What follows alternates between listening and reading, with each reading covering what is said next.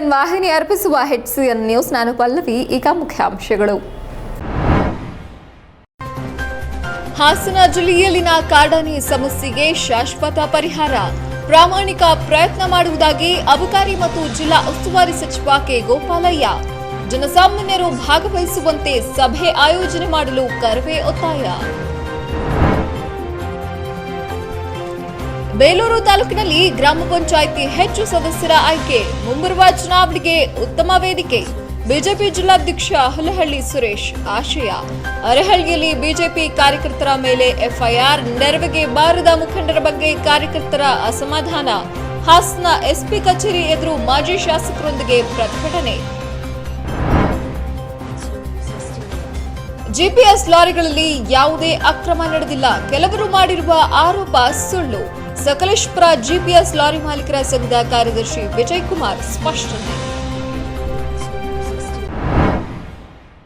ಶನಿವಾರ ಹೊಸದಾಗಿ 3 ಕೋವಿಡ್ ಪ್ರಕರಣಗಳು ಪತ್ತೆಯಾಗಿದ್ದು, ಸೋಂಕಿತರ ಸಂಖ್ಯೆ 28,615ಕ್ಕೆ ಏರಿಕೆಯಾಗಿದೆ ಎಂದು ಜಿಲ್ಲಾ ಆರೋಗ್ಯ ಮತ್ತು ಕುಟುಂಬ ಕಲ್ಯಾಣಾಧಿಕಾರಿ ಡಾ. ಸತೀಶ್ ಕುಮಾರ್ ತಿಳಿಸಿದ್ದಾರೆ.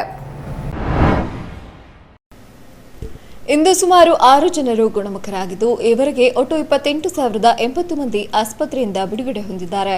ಹಾಸನ ಕೋವಿಡ್ ಜಿಲ್ಲಾಸ್ಪತ್ರೆ ಮತ್ತು ಕೋವಿಡ್ ಕೇರ್ ಸೆಂಟರ್ನಲ್ಲಿ 69 ಮಂದಿ ಸಕ್ರಿಯ ಸೋಂಕಿತರು ಚಿಕಿತ್ಸೆ ಪಡೆಯುತ್ತಿದ್ದು, ತೀವ್ರ ನಿಗಾ ಘಟಕದಲ್ಲಿ 6 ಜನ ಚಿಕಿತ್ಸೆ ಪಡೆಯುತ್ತಿದ್ದಾರೆ ಹಾಗೂ ಮೃತರ ಸಂಖ್ಯೆ 466ಕ್ಕೆ ಏರಿಕೆಯಾಗಿದೆ.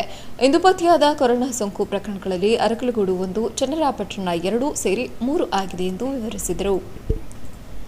HCN news Haasan.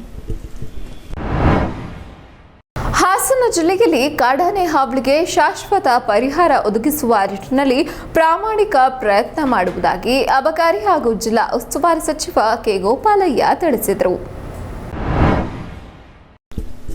ಪತ್ರಿಕಾಗೋಷ್ಠಿಯಲ್ಲಿ ಮಾತನಾಡಿದ ಅವರು, ಕಾಡಾನೆ ಸಮಸ್ಯೆಗೆ ಪರಿಹಾರ ಒದಗಿಸಲು ಫೆಬ್ರವರಿ 16ರಂದು ಸಕಲೇಶಪುರ ಪಟ್ಟಣದಲ್ಲಿ ಅರಣ್ಯ ಸಚಿವ ಅರವಿಂದ ಲಿಂಬಾವಳಿ ಅವರ ನೇತೃತ್ವದಲ್ಲಿ ಸಭೆ ಕರೆಯಲಾಗಿದೆ. ಸಭೆಗೆ ಆನೆ ಹಾವಳಿಗೆ ತುತ್ತಾದ ಬೆಳೆಗಾರರನ್ನ ಹಾಗೂ ಗ್ರಾಮಸ್ಥರನ್ನ ಆಹ್ವಾನಿಸಲಾಗಿದೆ. ಇಲ್ಲಿ ಅವರ ಸಮಸ್ಯೆ ಆಲಿಸಿ ಸೂಕ್ತ ಪರಿಹಾರ ಕಂಡುಕೊಳ್ಳುವ ನಿಟ್ಟಿನಲ್ಲಿ ಕ್ರಮ ವಹಿಸಲಾಗುವುದು ಎಂದರು. ಆನೆ ಕಾರಿಡಾರ್ ನಿರ್ಮಾಣ ಸಂಬಂಧ ಹಿಂದಿನ ಸರ್ಕಾರ ಕೈಗೊಂಡ ನಿರ್ಣಯ ಹಾಗೂ ಇತ್ತೀಚಿನ ದಿನಗಳಲ್ಲಿ ನಮ್ಮ ಸರ್ಕಾರ ಕೈಗೊಂಡ ಕೆಲಸಗಳ ಬಗ್ಗೆ ಸಭೆಯಲ್ಲಿ ಚರ್ಚೆ ನಡೆಸಲಾಗುವುದು. ಈಗಾಗಲೇ ಪುಂಡಾನೆ ಸೇರಿದಂತೆ ಆನೆಗಳಿಗೆ ರೇಡಿಯೋ ಕಾಲರ್ ಅಳವಡಿಸಿದ್ದು, ಕಾರಿಡಾರ್ ನಿರ್ಮಾಣಕ್ಕೆ ಸಭೆಯಲ್ಲಿ ಜನರಿಂದ ಮಾಹಿತಿ ಪಡೆದು ಅಧಿಕಾರಿಗಳೊಂದಿಗೆ ಚರ್ಚಿಸಿ ಸರ್ಕಾರಕ್ಕೆ ಪ್ರಸ್ತಾವನೆ ಸಲ್ಲಿಸಲಾಗುವುದು ಎಂದು ತಿಳಿಸಿದರು. ಅಲ್ಲದೆ ಈ ಬಾರಿಯ ಕೇಂದ್ರ ಬಜೆಟ್ನಲ್ಲಿ ರಾಜ್ಯಕ್ಕೆ ಸಾಕಷ್ಟು ಕೊಡುಗೆಗಳನ್ನು ನೀಡಲಾಗಿದೆ. ಪ್ರಮುಖವಾಗಿ ಬೆಂಗಳೂರು-ಮಂಗಳೂರು ರಾಷ್ಟ್ರೀಯ ಹೆದ್ದಾರಿ 75ರ ಹೆದ್ದಾರಿ ರಸ್ತೆ ಸುಧಾರಣೆ ಯೋಜನೆಗಾಗಿ 10,000 ಕೋಟಿ ವೆಚ್ಚದಲ್ಲಿ ಸುರಂಗ ಮಾರ್ಗ ಮತ್ತು ರಸ್ತೆ ಅಭಿವೃದ್ಧಿಗೆ ಅನುಮೋದನೆ ದೊರೆತಿದ್ದು, ಕೇಂದ್ರ ಸಚಿವರಾದ ಸದಾನಂದ ಗೌಡ ಹಾಗೂ ಬಿಜೆಪಿ ಪಕ್ಷದ ರಾಜ್ಯಾಧ್ಯಕ್ಷರು ಈ ಬಗ್ಗೆ ಪ್ರಸ್ತಾಪಿಸಿದ್ದಾರೆ ಎಂದು ಸಚಿವರು ತಿಳಿಸಿದರು. ರಾಷ್ಟ್ರೀಯ ಹೆದ್ದಾರಿ 75 ಬೆಂಗಳೂರು-ಮಂಗಳೂರು ಮಾರ್ಗದ ಸಕಲೇಶಪುರ ಹೊರಗಿನ ರಸ್ತೆ ಕಾಮಗಾರಿ ಪ್ರಗತಿಯಲ್ಲಿದ್ದು, ಈ ನಡುವೆ ಸಂಚಾರಿ ಯೋಗ್ಯವಾಗಿ ಮಾಡಲು ತಾತ್ಕಾಲಿಕವಾಗಿ ಗುಂಡಿ ಮುಚ್ಚುವ ಕಾರ್ಯಕ್ಕೆ ಈ ತಿಂಗಳು 28ರವರೆಗೆ ಕಾಲಾವಕಾಶ ನೀಡಲಾಗಿದೆ. 15 ದಿನಗಳ ಬಳಿಕ ಸ್ಥಳ ಪರಿಶೀಲನೆ ನಡೆಸಿ ಹೆದ್ದಾರಿ ಕಾಮಗಾರಿ ತ್ವರಿತಗತಿಯಲ್ಲಿ ಮುಗಿಸುವಂತೆ ಅಧಿಕಾರಿಗಳಿಗೆ ಕಠಿಣ ಸೂಚನೆ ನೀಡಲಾಗುವುದು ಎಂದು ಸಚಿವರು ಭರವಸೆ ನೀಡಿದರು.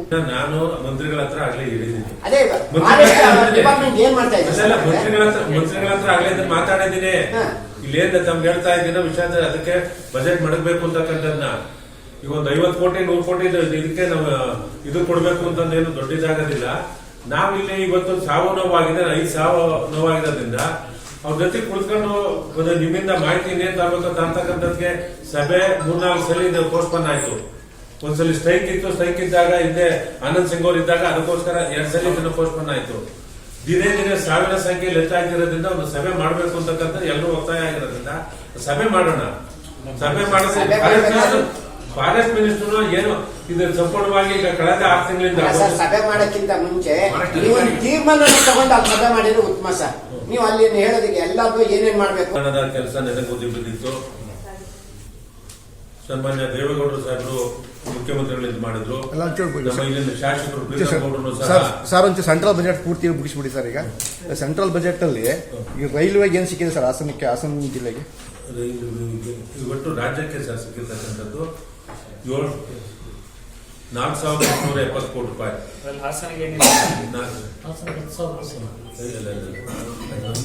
ಸರ್, ಈಗ ಇದರಲ್ಲಿ ರೈಲ್ವೆಲ್ಲಿ ನಮ್ಮ ಜಿಲ್ಲೆ ಸಂಬಂಧಪಟ್ಟಂತೆ ಮೇಜರ್ ಈಗ ರಾಷ್ಟ್ರೀಯ ಹೆದ್ದಾರಿಗೆ 11,000 ಕೋಟಿ ರೂಪಾಯಿ ಕೊಟ್ಟಿದೆ. ರಾಷ್ಟ್ರೀಯ ಹೆದ್ದಾರಿಗಳಿಗೆ 21-22ರಲ್ಲಿ ಮೂಲಸೌಕರ್ಯ ಅಭಿವೃದ್ಧಿಗೆ 1,16,000 ಕೋಟಿ ರೂಪಾಯಿ ಕೊಟ್ಟಿದೆ. ಬೆಂಗಳೂರಿಗೆ ಮೆಟ್ರೋ ನಿರ್ಮಾಣ ಕಾಮಗಾರಿಗೆ 14,788 ಕೋಟಿ ಕೊಟ್ಟಿದೆ. ಬೆಂಗಳೂರು ಉಪನಗರ ಯೋಜನೆಗೆ 23,000 ಕೋಟಿ ಕೊಟ್ಟಿದೆ. ಪತ್ರಿಕಾಗೋಷ್ಠಿಯಲ್ಲಿ ಶಾಸಕ ಪ್ರೀತಂ ಗೌಡ, ಬಿಜೆಪಿ ಜಿಲ್ಲಾಧ್ಯಕ್ಷ ಎಚ್.ಕೆ. ಸುರೇಶ್, ಮಾಜಿ ಶಾಸಕ ಬಿಆರ್ ಗುರುದೇವ್ ಇತರರು ಪಾಲ್ಗೊಂಡಿದ್ದರು. HCN news Haasan.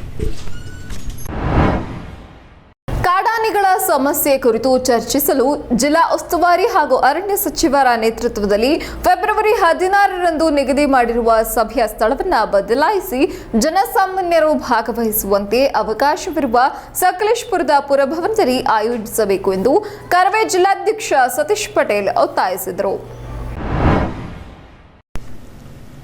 ಸುದ್ದಿಗೋಷ್ಠಿಯಲ್ಲಿ ಮಾತನಾಡಿದ ಅವರು, ಹಲವು ವರ್ಷಗಳಿಂದ ಕಾಡಾನೆಯ ಸಮಸ್ಯೆ ಇದ್ದು ಅಪಾರ ಪ್ರಮಾಣದಲ್ಲಿ ಪ್ರಾಣಹಾನಿ ಸಂಭವಿಸಿದೆ.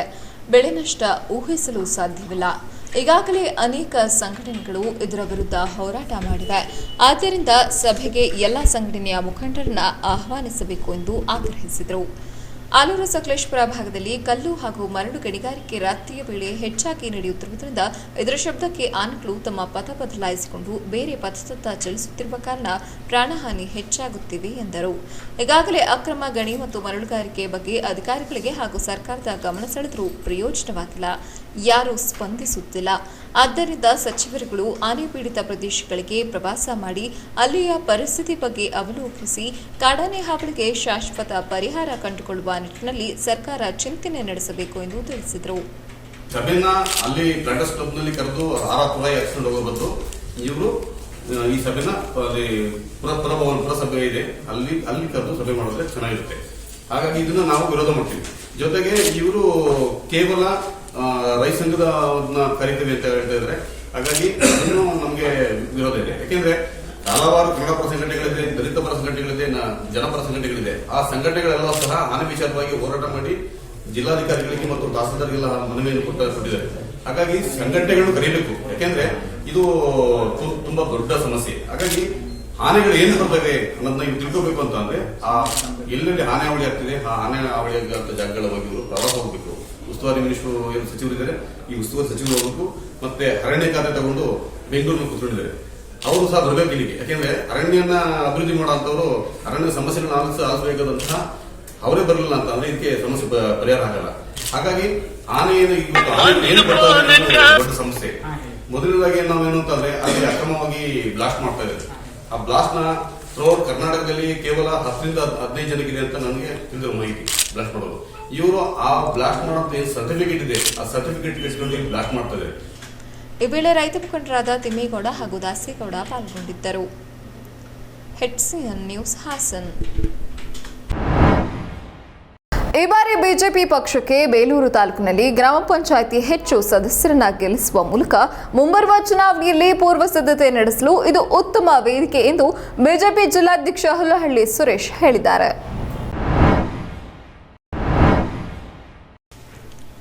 ಬೇಲೂರು ಪಟ್ಟಣದ ಮಂಜುನಾಥ ಕಲ್ಯಾಣ ಮಂಟಪದಲ್ಲಿ ಏರ್ಪಡಿಸಲಾಗಿದ್ದ ಗ್ರಾಮ ಪಂಚಾಯಿತಿ ಚುನಾಯಿತ ಸದಸ್ಯರನ್ನ ಅಭಿನಂದಿಸಿ ಮಾತನಾಡಿದ ಅವರು, ಬಿಜೆಪಿ ಪಕ್ಷವು ದಿನದಿಂದ ದಿನಕ್ಕೆ ಜಿಲ್ಲೆಯಲ್ಲಿ ಸದೃಢವಾಗುತ್ತಿದೆ. ನಮ್ಮ ತಾಲೂಕಿನಲ್ಲಿ ಉತ್ತಮ ಸಾಧನೆ ಮಾಡುವ ಮೂಲಕ ನಮ್ಮ ಪಕ್ಷ ಈಗಾಗಲೇ ಹಲವಾರು ಗ್ರಾಮ ಪಂಚಾಯಿತಿಯನ್ನ ತನ್ನ ತೆಕ್ಕೆಗೆ ತೆಗೆದುಕೊಂಡಿದೆ. ನಮ್ಮ ಪಕ್ಷದ ಸಾಧನೆ, ಅಭಿವೃದ್ಧಿ ವಿಷಯಗಳು ಜನಸಾಮಾನ್ಯರಲ್ಲಿ ಅಚ್ಚಳಿಯದೆ ಉಳಿದಿದ್ದು, ಪ್ರತಿ ಗ್ರಾಮ ಪಂಚಾಯಿತಿಯಲ್ಲಿ ನಮ್ಮ ಅಭ್ಯರ್ಥಿಗಳಿಗೆ ಮತ ಹಾಕುವ ಮೂಲಕ ನಮ್ಮ ಪಕ್ಷವು ಸದೃಢಪಡಿಸುತ್ತಿದ್ದಾರೆ. ಅಲ್ಲದೆ ತಳಮಟ್ಟದಿಂದ ನಮ್ಮ ಪಕ್ಷ ಸಂಘಟನೆಯಾದಾಗ ಮುಂಬರುವ ಚುನಾವಣೆಯಲ್ಲಿ ನಮ್ಮ ಪಕ್ಷದ ಅಭ್ಯರ್ಥಿಗಳು ಜಿಲ್ಲಾ ಪಂಚಾಯಿತಿ, ತಾಲೂಕು ಪಂಚಾಯಿತಿ, ಪುರಸಭೆಯಲ್ಲಿ ಅಧಿಕಾರ ಹಿಡಿಯಲು ಸಾಧ್ಯ. ಕೆಲವು ಗ್ರಾಮ ಪಂಚಾಯಿತಿಯಲ್ಲಿ ಸ್ವಲ್ಪ ಅಂತರದಲ್ಲಿ ಅಧಿಕಾರ ಕಳೆದುಕೊಂಡಿದ್ರೂ ವಿಶ್ವಾಸ ಕಳೆದುಕೊಳ್ಳದೆ ನಮ್ಮ ಕಾರ್ಯಕರ್ತರ ಪಡೆ ಉತ್ತಮ ಸ್ಥಿತಿಯಲ್ಲಿ ಈ ಬಾರಿ ಸಾಧನೆ ಮಾಡಿದೆ.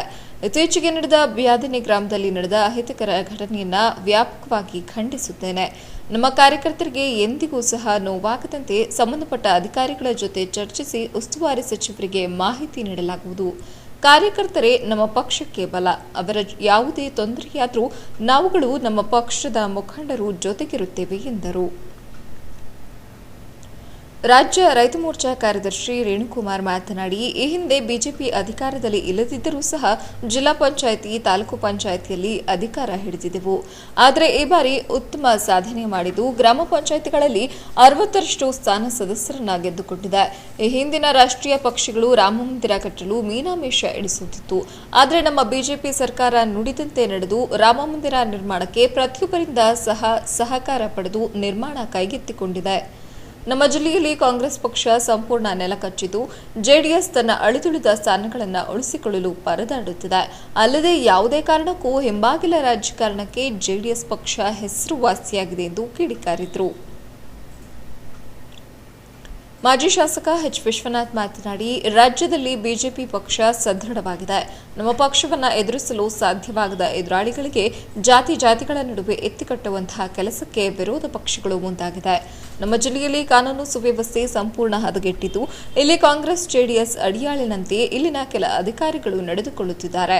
ನಮ್ಮ ಕಾರ್ಯಕರ್ತರ ಮೇಲೆ ಸುಳ್ಳು ಆರೋಪಗಳನ್ನು ಮಾಡುವ ಮೂಲಕ ಅವರನ್ನು ಹತ್ತಿಕ್ಕುವಂತಹ ಕೆಲಸ ಮಾಡುತ್ತಿದ್ದಾರೆ.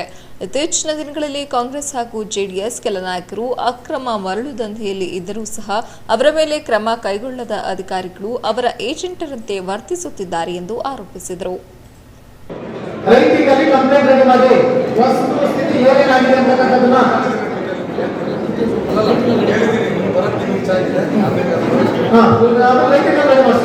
ದಯವಿಟ್ಟು ಸಣ್ಣ ಪುಟ್ಟ ಗೊಂದಲಗಳಿದ್ರೆ 4 ಗೋಡೆಗಳ ಮಧ್ಯೆ ಮುಕ್ತ ಚರ್ಚೆ ಮಾಡಿ ಅದನ್ನ ಬಗೆಹರಿಸತಕ್ಕಂಥ ಕೆಲಸಗಳನ್ನ, ಈ ತರ ಗೊಂದಲಗಳಿಗೆ ಅವಕಾಶನ ಕೊಡೋದು ಬೇಡ ಅಂತಕ್ಕಂಥದ್ದನ್ನ ಹೇಳಿ, ಈ ತರ ಗೊಂದಲಗಳು ಹಿಂಗೆ ಮುಂದುವರೆದ್ರೆ ಮುಂದಿನ ದಿವಸಗಳಲ್ಲಿ ನಾನು ತಪ್ಪು ಮಾಡಿದ್ರೆ ನಾನು ಅನುಭವಿಸಬೇಕಾಗುತ್ತೆ, ಬೇರೆಯವ್ರು ತಪ್ಪು ಮಾಡಿದ್ರೆ ಬೇರೆಯವ್ರು ಅನುಭವಿಸಬೇಕಾಗುತ್ತೆ. ಇದು ನಾನು ಮಾತಾಡಿದ ತಕ್ಷಣ ದೊಡ್ಡ ಮನುಷ್ಯ ಆಗ್ತೀನಿ, ನನ್ನನ್ನ ಜನ ಗೌರವಿಸ್ತಾರೆ, ನನಗೆ ಚಪ್ಪಾಳೆ ಹೊಡಿತಾರೆ ಅನ್ನೋದನ್ನ ಬಿಟ್ಟು ಗೌರವಪೂರ್ವಕವಾಗಿ ಭಾರತೀಯ ಜನತಾ ಪಕ್ಷದ ಪ್ರತಿಯೊಬ್ಬರೂ ಸಹ ನೂತನವಾಗಿ ಅಧ್ಯಕ್ಷ ಉಪಾಧ್ಯಕ್ಷರಾಗಿ ಆಯ್ಕೆಯಾದ ಹಾಗೂ ನೂತನ ಸದಸ್ಯರನ್ನ ಅಭಿನಂದಿಸಲಾಯಿತು. ಈ ಸಂದರ್ಭದಲ್ಲಿ ಜಿಲ್ಲಾ ಉಸ್ತುವಾರಿ ನಿರಂಜನ್ ದಾಸ್, ತಾಲೂಕು ಅಧ್ಯಕ್ಷ ಅಡಗೂರು ಆನಂದ್ ಇತರರು ಹಾಜರಿದ್ದರು. HCN news, Belur.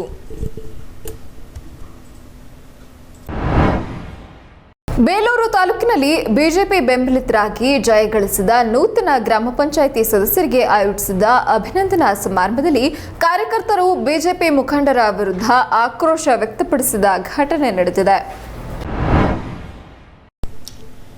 ಬೇಲೂರು ತಾಲೂಕಿನಲ್ಲಿ ಕಾರ್ಯಕರ್ತರ ಸಮಸ್ಯೆಗಳಿಗೆ ಸ್ಪಂದಿಸದಿದ್ದರೆ ಇಂತಹ ಕಾರ್ಯಕ್ರಮಗಳನ್ನು ಏಕೆ ಆಯೋಜನೆ ಮಾಡುತ್ತೀರಾ ಎಂದು ಬಿಜೆಪಿ ಕಾರ್ಯಕರ್ತರು ಆಕ್ರೋಶ ವ್ಯಕ್ತಪಡಿಸಿ ಕಾರ್ಯಕ್ರಮದ ವೇದಿಕೆ ಮುಂಭಾಗದಲ್ಲಿ ಪ್ರತಿಭಟನೆ ನಡೆಸಿದರು. ಗ್ರಾಮ ಪಂಚಾಯಿತಿ ಚುನಾವಣೆಯಲ್ಲಿ ಆಯ್ಕೆಯಾದ ಬಿಜೆಪಿ ಬೆಂಬಲಿತ ಸದಸ್ಯರಿಗೆ ಸನ್ಮಾನವನ್ನು ಹಮ್ಮಿಕೊಳ್ಳಲಾಗಿತ್ತು. ಸನ್ಮಾನಕ್ಕೂ ಮುಂಚೆ ಕಾರ್ಯಕರ್ತರಿಂದ ಭಾಷಣದ ಸಂದರ್ಭದಲ್ಲಿ ಅರೆಹಳ್ಳಿ ಶಕ್ತಿ ಕೇಂದ್ರದ ಕೆಲವು ಕಾರ್ಯಕರ್ತರು ಬ್ಯಾದನೆ ಗ್ರಾಮದಲ್ಲಿ ಇತ್ತೀಚೆಗೆ ನಡೆದಂತಹ ಗಲಭೆಗೆ ಬಿಜೆಪಿ ಕಾರ್ಯಕರ್ತರು ಕಾರಣ ಎಂದು ಅರೆಹಳ್ಳಿ ಪೊಲೀಸರು ನಮ್ಮನ್ನ ಗೂಂಡಾಗಳಂತೆ ಬಿಂಬಿಸಿದ್ದಾರೆ. ಗ್ರಾಮದ ಮಹಿಳೆಯರು ಎನ್ನದೇ ಎಲ್ಲರಿಗೂ ಪೊಲೀಸರು ದಿಗ್ಬಂಧನ ಹಾಕಿರುತ್ತಾರೆ.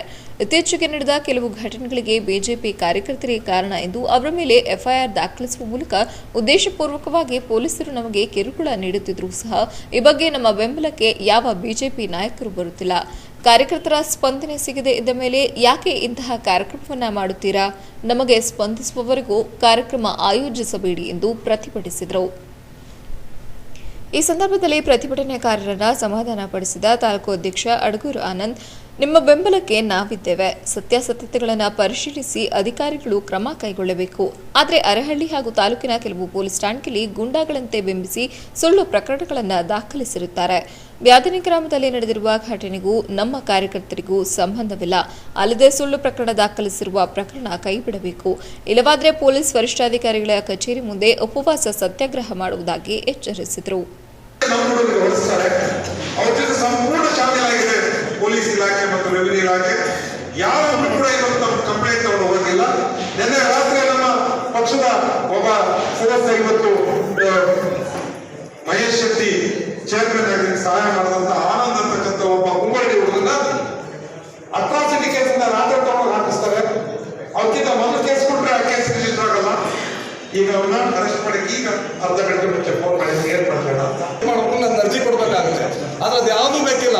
ಆ ಪಬ್ಲಿಕ್ಗೆ ಏನೋ ಒಂದು ಸಬ್ ಇನ್ಸ್ಪೆಕ್ಟ್ರು ನಮಗೆ ಇಷ್ಟ ಇಲ್ಲ ಅಂತಂದ್ರೆ ಅವ್ರು ತೆಗೆದಾಕ್ಬೇಕು. ಯಾಕೆ ತೆಗೆದಾಕ್ಬೇಕು ಅಂದ್ರೆ ಆ ಪಬ್ಲಿಕ್ಕಿಗೆ ಅವರು ನಾವು ಹೇಳ್ದಂಗೆ ಕೆಲಸ ಮಾಡೋದು ನಮ್ಮ ಟ್ಯಾಕ್ಸ್ ದುಡ್ಡಲ್ಲಿ ಸಂಬಳ ತಗೊಳ್ಳೋದು ಅವರು ಸಬ್ ಇನ್ಸ್ಪೆಕ್ಟ್ರು. ಇಡೀ ಇಷ್ಟನವಾಗಿ ನಮಗಿಂತ ಅವನು ಇದನ್ನ ಒಂದು ಸಬ್ ಇನ್ಸ್ಪೆಕ್ಟರ್ನ ಏಕೈಕ ದೃಷ್ಟಿಯಿಂದ ನಾವು ನಿಮ್ಮದೇ ಮಲಗಬೇಕು. ಅದೇ ಸಬ್ ಇನ್ಸ್ಪೆಕ್ಟರ್ ಇದನ್ನೇ ಅನ್ನೋ ಒಂದು ದೃಷ್ಟಿಯಿಂದ ನಾವು ಮಲಗಕ್ಕಾಗ್ತಲ್ಲ ನಿಮ್ಮದೇ ಅಂತ ಆ ಸಬ್ ಇನ್ಸ್ಪೆಕ್ಟರ್ ನಮಗೆ ಬೇಕಿಲ್ಲ. ಈ ವಿಷಯನ ನೀವು ನಮ್ಮ ಹತ್ರ ಸ್ಟ್ರೈಕ್ ಮಾಡಿದ್ರೆ ಏನು ಪ್ರಯೋಜನ ಆಗಲ್ಲ. ನೀವೆಲ್ಲ ನನ್ನನ್ನು ಸೇರ್ಸ್ಕೊಂಡು ಹೇಳ್ತಾ ಇರೋದು. ನಾವು ಮಾಡಿದ್ರೆ ಯಾವ ಜಾಗದಲ್ಲಿ ಮಾಡಬೇಕು, DC ಆಫೀಸ್ SP ಆಫೀಸ್ ಮಾಡಬೇಕು. ಇವತ್ತು ಅಲ್ಲಿಂದಲೇ ಶುರು ಆಗುತ್ತೆ. ಅಲ್ಲಿವರೆಗೆ ಎಷ್ಟು ಜನ ಗಟ್ಟಿ ಇದ್ದೀರಾ ಅರೆಯಲ್ಲಿ ಬಾಗ್ದಾರೋ ನಾವಂತೂ ಅದಕ್ಕೆ ನಿಮ್ಗೆ ಏನು ಬಂದ್ರು ಉಪವಾಸ ತೆಗೆದ್ರೆ ಖರ್ಚು ಬರಲ್ಲ. ಸಂಜೆ ಅಲ್ಲಲ್ಲ ಎಲ್ಲದಕ್ಕೂ ರೆಡಿ ಬಂದು ರೆಡಿ ಆಗೋಣ. ಅದರಿಂದ ದಯಮಾಡಿ ನಿಮ್ಮಲ್ಲಿ ಕಳಕಳಿ ಪ್ರಾರ್ಥನೆ ಮಾಡೋಕೆ ಕೇಳ್ಕೊತೀನಿ ನಾನು.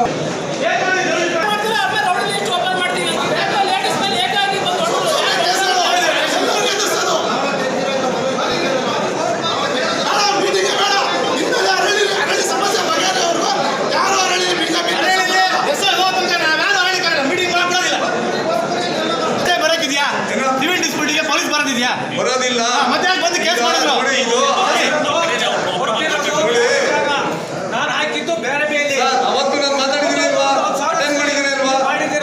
ಇದಕ್ಕೆ ಕಿವಿಗೊಡದ ಕಾರ್ಯಕರ್ತರು ಮೊದಲು ನಮ್ಮ ಸಮಸ್ಯೆಗಳಿಗೆ ಸ್ಪಂದಿಸಿ ಬಿಜೆಪಿ ಬೆಂಬಲದಿಂದ ಬ್ಯಾದಿನಿ ಗ್ರಾಮದಲ್ಲಿ ಜಯಗಳಿಸಿದ್ದ ಬಿಬಿ ಪ್ರಕಾಶ್ ಅವರು ಕಾಂಗ್ರೆಸ್ ಜೆಡಿಎಸ್ ಬೆಂಬಲದಿಂದ ನಾರ್ವೆ ಗ್ರಾಮ ಪಂಚಾಯಿತಿ ಅಧ್ಯಕ್ಷೆಯಾಗಿದ್ದಾರೆ. ಇದನ್ನು ವಿರೋಧಿಸಿದ್ದಕ್ಕೆ ಪೊಲೀಸರು ಬಿಜೆಪಿ ಕಾರ್ಯಕರ್ತರ ಮೇಲೆ ಲಾಠಿ ಚಾರ್ಜ್ ಮಾಡಿದ್ದಾರೆ. ಅಮಾಯಕರ ಮೇಲೆ ಪ್ರಕರಣ ದಾಖಲಿಸಿರುವ ಅರೇಹಳ್ಳಿ ಸಬ್ ಇನ್ಸ್ಪೆಕ್ಟರ್ ಅವರನ್ನು ವರ್ಗಾವಣೆ ಮಾಡಬೇಕು. ಬಿಜೆಪಿ ಕಾರ್ಯಕರ್ತರ ಮೇಲೆ ಹಾಕಿರುವ ಕೇಸ್ಗಳನ್ನು ವಾಪಸ್ ಪಡೆಯಬೇಕು ಎಂದು ಒತ್ತಾಯಿಸಿದರು. ಕಾರ್ಯಕರ್ತರ ಸಮಸ್ಯೆಗಳಿಗೆ ಸ್ಪಂದಿಸುವವರೆಗೂ ಇಂತಹ ಕಾರ್ಯಕ್ರಮ ಸಭೆಗಳನ್ನು ಮಾಡಬೇಡಿ ಎಂದು ಸಭೆಯಲ್ಲಿ ಬಹಿರಂಗವಾಗಿ ತಮ್ಮ ಅಸಮಾಧಾನ ಹೊರಹಾಕಿದರು. ಅವನ ಹೆಂಡತಿ ಕಾನೂನು ಕೇಸ್ ಬರೆಸ್ಕೊಂಡು ನಮ್ಮವ್ರ 5 ಜನ ಮೇಲೆ ಅಟ್ರಾಸಿಟಿ ಕೇಸ್ ಹಾಕಿ ಅವ್ರನ್ನೆಲ್ಲ ಗಂಡದ್ರನ್ನೆಲ್ಲ ಹೊತ್ತಕೊಂಡು ಹೊಡೆದು ಊರು ಬಿಟ್ಟು ಹೆಣ್ಮಕ್ಳೆಲ್ಲ ಈಗ ಅನಾಪರದೇಶಿಯಾಗಿ ಮನೆಗೆ ಹೋಗಂಗಿಲ್ಲ. ಇವತ್ತು ಬಂದು ಇಲ್ಲಿ ನಮ್ಮ ಹಾಸನದಲ್ಲಿ ಈಗ ಬಂದರೆ ಇವತ್ತು ಜಿಲ್ಲಾಧ್ಯಕ್ಷರು ತಾಲೂಕು ಅಧ್ಯಕ್ಷರು ಎಲ್ಲ ಬಂದಿದ್ದೀವಿ ನಾವು. ಅಲ್ಲಿ ಬೇಲೂರಿನಲ್ಲಿ ಸನ್ಮಾನ ಇತ್ತು. ನಮ್ಮ ಗ್ರಾಮ ಪಂಚಾಯತಿಯವರು ಗೆದ್ದಿದ್ದಾರೆ 250 ಜನ ಗೆದ್ದವ್ರೆ. ಅಧ್ಯಕ್ಷರಿಗೆಲ್ಲ ಒಂದು ಸನ್ಮಾನ ಇತ್ತು. ಹೋದರೆ ನಮ್ಮವರು ನೀವು ಸನ್ಮಾನ ಮಾಡ್ತೀರಾ ಅಲ್ಲಿ ಪೊಲೀಸ್ ಇಟ್ಕೊಂಡು ಹೊಡಿತಾರೆ ಯಾರು ಕೇಳೋರು ಅಂತ ಅಂದವ್ರೆ. ಇಲ್ಲಿರ್ತಕ್ಕಂಥ ಕ್ವಾರಿಗಳಿಂದ ಈ ದಂಧೆನಲ್ಲಿರ್ತಕ್ಕಂಥ ಮನುಷ್ಯ ನಮ್ಮ ಸಾಮಾನ್ಯ ಜನರ ಮೇಲೆ ದಬ್ಬಾಳಿಕೆ ಮಾಡ್ತಾವ್ರೆ. ನಾವು ಸರ್ಕಾರನ ನಮ್ಮ ಪಕ್ಷದ ಸರ್ಕಾರನೇ ಇದೆ. ಆದರೂ ಕೂಡ ಜನರ ಒತ್ತಾಯಕ್ಕೆ ನಾವು ಇಲ್ಲಿಗೆ ಬಂದಿದ್ವಿ. ಕಾರಣ ಅಂದರೆ ಈ ಜಿಲ್ಲೆ ಒಳಗಡೆ ಒಂಥರ ನಮ್ಮ ಸರ್ಕಾರ ಅಲ್ಲಿದೆ, ನಮ್ಮ ಚನ್ನಪಟ್ಟಣದ ಈ ಕಡೆ ಬಂದರೆ ನಮ್ಮ ಸರ್ಕಾರವೇ ಇಲ್ಲೂ ಏನೋ ಅನ್ನುವಂಥ ಸ್ಥಿತಿ ನಿರ್ಮಾಣ ಆಗಿದೆ. ಎಲ್ಲ ಪೊಲೀಸ್ ಪುಂಡ್ರೆಲ್ಲ ಬಂದು ಸ್ಟೇಷನ್ ಒಳಗೆ ಸೇರ್ಕೊಂಡವ್ರೆ. ಕೂಡಲೇ ತನಿಖೆ ನಡೆಸಿ ಆತನ ವ್ಯವಹಾರಗಳ ಮೇಲೆ ಕೂಡಲೇ ಆತನ್ನು ಸಸ್ಪೆಂಡ್ ಮಾಡಿ ಕ್ರಮ ತಗೊಳ್ಳಿ. ಇದು ನಮ್ಮ ಒತ್ತಾಯ. ಅವರನ್ನು ಇಟ್ಕೊಂಡು ಆ ಸ್ಟೇಷನ್ ಮುಂದುವರಿಯೋಕ್ಕೆ ಸಾಧ್ಯ ಇಲ್ಲ, ಬದಲಾಯಿಸಿ. ಅದು ಒಂದೇ ಅಲ್ಲ, ಅದು ಮಾತ್ರ ಅಲ್ಲ, ಅರೇಹಳ್ಳಿ ಸ್ಟೇಷನ್ ಕುಲ್ಗೆಟ್ಟಂಗೆ ಸಕಲೇಶ್ಪುರದ ಇತರೆ ಸ್ಟೇಷನ್ಗಳು ಕೂಡ ಕುಲ್ಗೆಟ್ಟು ಹೋಗಿ ಮರಳು ದಂಧೆಯವ್ರ ಜೊತೆ ಶಾಮೀಲು ಹಾಕ್ಕೊಂಡು ಸಾಮಾನ್ಯ ಜನರು ಹೋದರೆ ಇದೇ ಪರಿಸ್ಥಿತಿ ಇದೆ. ಕಿಡ್ನಾಪ್ ಆಗ್ತಾ ಇದ್ದಾವೆ, ಹೊಡಿತಾರೆ, ಕಂಪ್ಲೇಂಟ್ ಕೊಟ್ಟರೆ ಕಂಪ್ಲೇಂಟ್ ಪೆಂಡಿಂಗ್ ಆಗ್ತವೆ. ಬೇಕಿದ್ದವರಿಗೆ ಯಾರ್ಯಾರು ದಂಧೆಯವ್ರು ಇರ್ತಾರೆ ದಂಧೆಯವ್ರಿಗೆ ಸಹಾಯ ಮಾಡ್ತಕ್ಕಂಥ ಸ್ಥಿತಿ ನಡೆದಿದೆ. ನಾವು ಜಿಲ್ಲಾ ಉಸ್ತುವಾರಿ ಮಂತ್ರಿಗಳ ಗಮನಕ್ಕೆ ತಂದಿದ್ವಿ. ಉಸ್ತುವಾರಿ ನೆನ್ನೆ ನಾನು ಅಧ್ಯಕ್ಷರು ಮೊನ್ನೆ ಸಹ ಹೋಗಿ ಭೇಟಿ ಮಾಡಿದ್ದೀವಿ. ಆಗಲೂ ಕೂಡ ಅವ್ರು ಹೇಳಿದ್ದಾರೆ, ಕರೆಸಿ ಒಂದು ವಾರ್ನ್ ಮಾಡಿದ್ದಾರೆ. SP ಅವ್ರಿಗೆ ಕರೆದು ಮಾತಾಡಿದ್ದಾರೆ, DC ಅವ್ರಿಗೆ ಮಾತಾಡಿದ್ದಾರೆ. ನಾವು ಇವತ್ತು ಒಂದು ರೂಲಿಂಗ್ ಪಾರ್ಟಿಯವರು, ಒಂದು ಪಕ್ಷದ ಕಾರ್ಯಕರ್ತರು, ಹೆಣ್ಮಕ್ಳು ಬಂದು ಸ್ಟೇಷನ್ ಹತ್ರ ಕೂತಿದ್ದೀವಿ ಅಂದರೆ ಈ ವೆಸ್ಟರ್ನ್ ಘಾಟ್ ಒಳಗಡೆ ವಿಶೇಷವಾಗಿ ಪಶ್ಚಿಮ ಘಟ್ಟದ ಅಂಚಲ್ಲಿ ಇರೋ ಪೊಲೀಸ್ ಲಾ ಆ್ಯಂಡ್ ಆರ್ಡರ್ ಪರಿಸ್ಥಿತಿ ಏನಾಗಿದೆ ಅಂತ ನಿಮ್ಗೆ ಗೊತ್ತಿದೆ. HCN news Belur. GPS ಲಾರಿಗಳಲ್ಲಿ ಯಾವುದೇ ರೀತಿಯಲ್ಲಿ ಅಕ್ರಮ ಮರಳನ್ನ ತುಂಬುತ್ತಿಲ್ಲ. ಕೆಲವರು ಮಾಡಿರುವ ಆರೋಪ ಸುಳ್ಳು ಎಂದು ಸಕಲೇಶ್ಪುರ GPS ಲಾರಿ ಮಾಲೀಕರ ಸಂಘದ ಕಾರ್ಯದರ್ಶಿ ವಿಜಯ್ ಕುಮಾರ್ ಹೇಳಿದರು. ಸಕಲೇಶ್ಪುರ ಪಟ್ಟಣದಲ್ಲಿ ಸುದ್ದಿಗೋಷ್ಠಿ ಉದ್ದೇಶಿಸಿ ಮಾತನಾಡಿದ ಅವರು, ಜಿಲ್ಲೆಯಲ್ಲಿ ಸುಮಾರು 500 GPS ಲಾರಿಗಳಿದ್ದು ತಾಲೂಕಿನಲ್ಲಿ ಸುಮಾರು 100 ಲಾರಿಗಳು ಕಾರ್ಯನಿರ್ವಹಿಸುತ್ತಿದೆ. ಕೊರೋನಾ ಹಿನ್ನೆಲೆಯಲ್ಲಿ ಕಳೆದ ವರ್ಷ ಲಾಕ್ಡೌನ್ ಆಗಿ ಮರಳು ಗಣಿಗಾರಿಕೆ ನಡೆಯದಿದ್ದರಿಂದ ಜಿಪಿಎಸ್ ಲಾರಿ ಮಾಲೀಕರಿಗೆ ವ್ಯಾಪಕ ನಷ್ಟ ಉಂಟಾಗಿದ್ದು, ಹಲವರು ತಮ್ಮ ಲಾರಿಗಳಿಗೆ ಸಾಲದ ಕಂತು ಕಟ್ಟಲಾರದೆ ಲಾರಿಗಳನ್ನು ಮಾರಾಟ ಮಾಡಿಕೊಂಡು ಬೇರೆ ಉದ್ಯಮಗಳತ್ತ ಮುಖ ಮಾಡಿದ್ದಾರೆ. ಹಾಗೂ ಹೀಗೂ ಕೆಲವರು ವಿಧಿಯಿಲ್ಲದೆ ಇದೇ ಉದ್ಯಮದಲ್ಲಿ ಮುಂದುವರೆದಿದ್ದಾರೆ. ಆದರೆ ವಿನಾಕಾರಣ ಜಿಪಿಎಸ್ ಲಾರಿ ಮಾಲೀಕರಿಗೆ ತೊಂದರೆ ನೀಡಲಾಗುತ್ತಿದೆ ಮತ್ತು ಸುಳ್ಳು ಆರೋಪಗಳನ್ನು ನಮ್ಮ ಮೇಲೆ ಮಾಡಲಾಗುತ್ತಿದೆ ಎಂದರು. ಜಿಪಿಎಸ್ ನೆಟ್ವರ್ಕ್ ಅನ್ನು ಮರಳು ತುಂಬುವಾಗ ತೆಗೆಯಲು ಯಾವುದೇ ಕಾರಣಕ್ಕೂ ಆಗುವುದಿಲ್ಲ. ಮರಳು ಗಣಿಗಾರಿಕೆ ಕೇಂದ್ರಗಳಲ್ಲಿ ಸಿಸಿಟಿವಿ ಅಳವಡಿಸಲಾಗಿರುತ್ತದೆ. ಇಲ್ಲ ಯಾವುದೇ ರೀತಿಯ ಅಕ್ರಮಗಳನ್ನು ಎಸಗಲು ಸಾಧ್ಯವಾಗುವುದಿಲ್ಲ. ವಿನಾಕಾರಣ ಜಿಪಿಎಸ್ ಲಾರಿ ಮಾಲೀಕರ ಮೇಲೆ ಸುಳ್ಳು ಆರೋಪಗಳನ್ನು ಮಾಡುವುದು ನಿಲ್ಲಿಸಬೇಕು ಎಂದರು. ನಾವು ಜೀವನಾಧಾರಕ್ಕೋಸ್ಕರ ಒಂದು ಲಾರಿ ಮಾಡ್ಕೊಂಡಿದ್ದೀವಿ. ಅದಕ್ಕೆ GPS ಫಿಟ್ ಮಾಡಿಸ್ಕೊಂಡು ಅದರಿಂದ ಮರಳು ಸಾಗಣೆ ಮಾಡ್ತೀವಿ. ಅದ್ರ ಬಗ್ಗೆ ನಮ್ಮ ಚೇತನ್ ಅವರು, ನಮ್ಮ ಸ್ನೇಹಿತರೊಬ್ಬರು ಮೊನ್ನೆ ಸುಳ್ಳು ಆರೋಪ ಏನಂತ GPS ಬಿಚ್ಕೊಂಡು 2 ಟ್ರಿಪ್ಪು 3 ಟ್ರಿಪ್ ಕೊಡುತ್ತಾರೆ ಸರ್. ಅದು ಆನ್ಲೈನ್ ಒಂದ್ಸಲ ಕಲೆಕ್ಷನ್ ತೆಗೆದ್ರೆ ಅದು ಇಮಿಡಿಯೇಟ್ಲಿ ಅವರು GPS ಆಫೀಸರ್ಗೆ ಗೊತ್ತಾಗುತ್ತೆ. ಮತ್ತು DC ಆಫೀಸರ್ ಇದೆ, ಮತ್ತು JND ಆಫೀಸರ್ ಇದೆ. ಅದ್ರ ಬಗ್ಗೆ ವಿಚಾರ ಅವರಿಗೆ ತಿಳಿದಿರೋಂಥ ವಿಚಾರ ಅದು. ಜಿಪಿಎಸ್ ಲಾರಿ ಮಾಲೀಕರ ಸಂಘದ ಸದಸ್ಯ ಶೇಖ್ ಮಾತನಾಡಿ, ಜಿಪಿಎಸ್ ಲಾರಿ ಮಾಲೀಕರುಗಳು ಮರಳು ಸಾಗಣೆ ಮಾಡುವಾಗ ಸಣ್ಣ ಪುಟ್ಟ ಲೋಪದೋಷವೆಸಗಿರಬಹುದು. ಆದರೆ ಜಿಪಿಎಸ್ ಲಾರಿ ಮಾಲೀಕರುಗಳು ಸರ್ಕಾರಕ್ಕೆ ಯಾವುದೇ ರೀತಿಯಲ್ಲಿ ಮೋಸ ಮಾಡುವುದಿಲ್ಲ. ಕಳೆದ ವರ್ಷ ಮರಳು ವಿತರಣಾ ಕೇಂದ್ರಗಳು ಕೊರೋನಾದಿಂದ ಸರಿಯಾಗಿ ಕಾರ್ಯನಿರ್ವಹಿಸದಿದ್ದರಿಂದ ನಾವುಗಳು ಬೀದಿಗೆ ಬಿದ್ದಿದ್ದೇವೆ. ಹಾಗೂ ಹೀಗೂ ಕಷ್ಟಪಟ್ಟು ಇದೇ ಉದ್ಯಮವನ್ನು ಮುಂದುವರಿಸಿದ್ದೇವೆ. ಇದೇ ರೀತಿ ತೊಂದರೆ ಮುಂದುವರೆದಲ್ಲಿ ಮುಂದಿನ ದಿನಗಳಲ್ಲಿ ಎಲ್ಲಾ ಮಾಲೀಕರುಗಳು ತಮ್ಮ ಲಾರಿಗಳನ್ನು ಮಾರಾಟ ಮಾಡುವುದು ಖಚಿತ ಎಂದರು. ನಾವು ಬಡವರು ಗಾಡಿ ಮಾಡ್ಕೊಂಡು ನಾವು ಅದರಲ್ಲಿ ಬಾಡಿಗೆ ಜೀವನ 1 ವರ್ಷ ಎಲ್ಲ ನಿಲ್ಲಿಸ್ಕೊಂಡು ನಾವು ಈಗ ಬಾಡಿಗೆ ಹೋದರೆ ಸುಮ್ಮನೆ ಗಾಡಿ ಹಿಂಸೆ. ಯಾಕೆ ಗಾಡಿಗಳಲ್ಲಿ ಓಡಾಡಬಾರ್ದು ಅಂತ ಅವ್ರಿಗೆ ವೆಹಿಕಲ್ ಹೋದ್ರೆ ಅವ್ರಿಗೆ ಟ್ರಿಪ್ ಆಗೋದು, ಅದು ಹೋಗಬಾರ್ದಂತ ನಮಗೆ ಹಿಂಸೆ ಕೊಡ್ತಾರೆ ಅಷ್ಟೇ. GPS ತೆಗೆದು ಸುಳ್ಳು ಹೇಳೋದು, GPS ಹಿಂಗೆ ತೆಗಿಯೋದು ಸರ್. ಅವರೇ ಬಂದು ಕನೆಕ್ಷನ್ ಮಾಡ್ಕೊಂಡಿರೋದು GPS-ನವರು. ಅದೆಲ್ಲ ಆನ್ಲೈನ್ ಮುಖಾಂತರ ಒಂದು ಸೆಕೆಂಡ್ ಆದರೂ ಸ್ಟಾಪ್ ಆದರೆ ಅಲ್ಲಿ ರಿಪೋರ್ಟ್ ಹೋಗುತ್ತೆ. ಬ್ಲ್ಯಾಕ್ ಲಿಸ್ಟಿಗೆ ಆಗುತ್ತೆ ಗಾಡಿಗಳು. ಬ್ಲ್ಯಾಕ್ ಲಿಸ್ಟ್ ಆದಮೇಲೆ ಅಲ್ಲಿ ಗಾಡಿಗಳು ಓಡಲ್ಲ. ಆಮೇಲೆ ನಮಗೆ ವೇಸ್ಟ್ ಗಾಡಿಗಳು ಸುಮ್ಮನೆ ಹಿಂಸೆ ಕೊಡೋದು, ಎದುರಿಸೋದು. ನೀವು ಅಲ್ಲಿ ಹೋಗಬಾರ್ದು, ಟ್ರಿಪ್ಗಳಿಗೆ ಮಾಡಬಾರ್ದು, ನಿಮಗೆ ಈ ಥರ ತೊಂದರೆ ಕೊಡ್ತೀವಿ. ನಾವು ಸಕಲೇಶಪುರದಲ್ಲೇ ನಾನಿರೋದು, ನಮಗೆ ಗೊತ್ತಾಗುತ್ತೆ ಅವ್ರಿಗೆ ಫ್ರೆಂಡ್ಸ್ ಏನು ಮಾತಾಡೋದು ಅಂತ. ಈ ಸಂದರ್ಭದಲ್ಲಿ ಶಿವರಾಜ್ ಹಾಗೂ ಮಂಜುನಾಥ್ ಹಾಜರಿದ್ದರು. HCN news Sakleshpur. ಇಂದು ನಾವು ಜಾತಿ ಧರ್ಮ ಭೇದಗಳನ್ನು ಮರೆತು ಮನುಷ್ಯ ಧರ್ಮವನ್ನು ಸ್ವೀಕರಿಸಿ ಒಳ್ಳೆಯ ಕೆಲಸವನ್ನ ಮಾಡಲು ಮುಂದಾಗಬೇಕಿದೆ ಎಂದು ಶ್ರೀ ಆದಿಚುಂಚನಗಿರಿ ಶಾಖಾ ಮಠದ ಶ್ರೀ ಶಂಭುನಾಥ ಸ್ವಾಮೀಜಿ ಕರೆ ನೀಡಿದರು.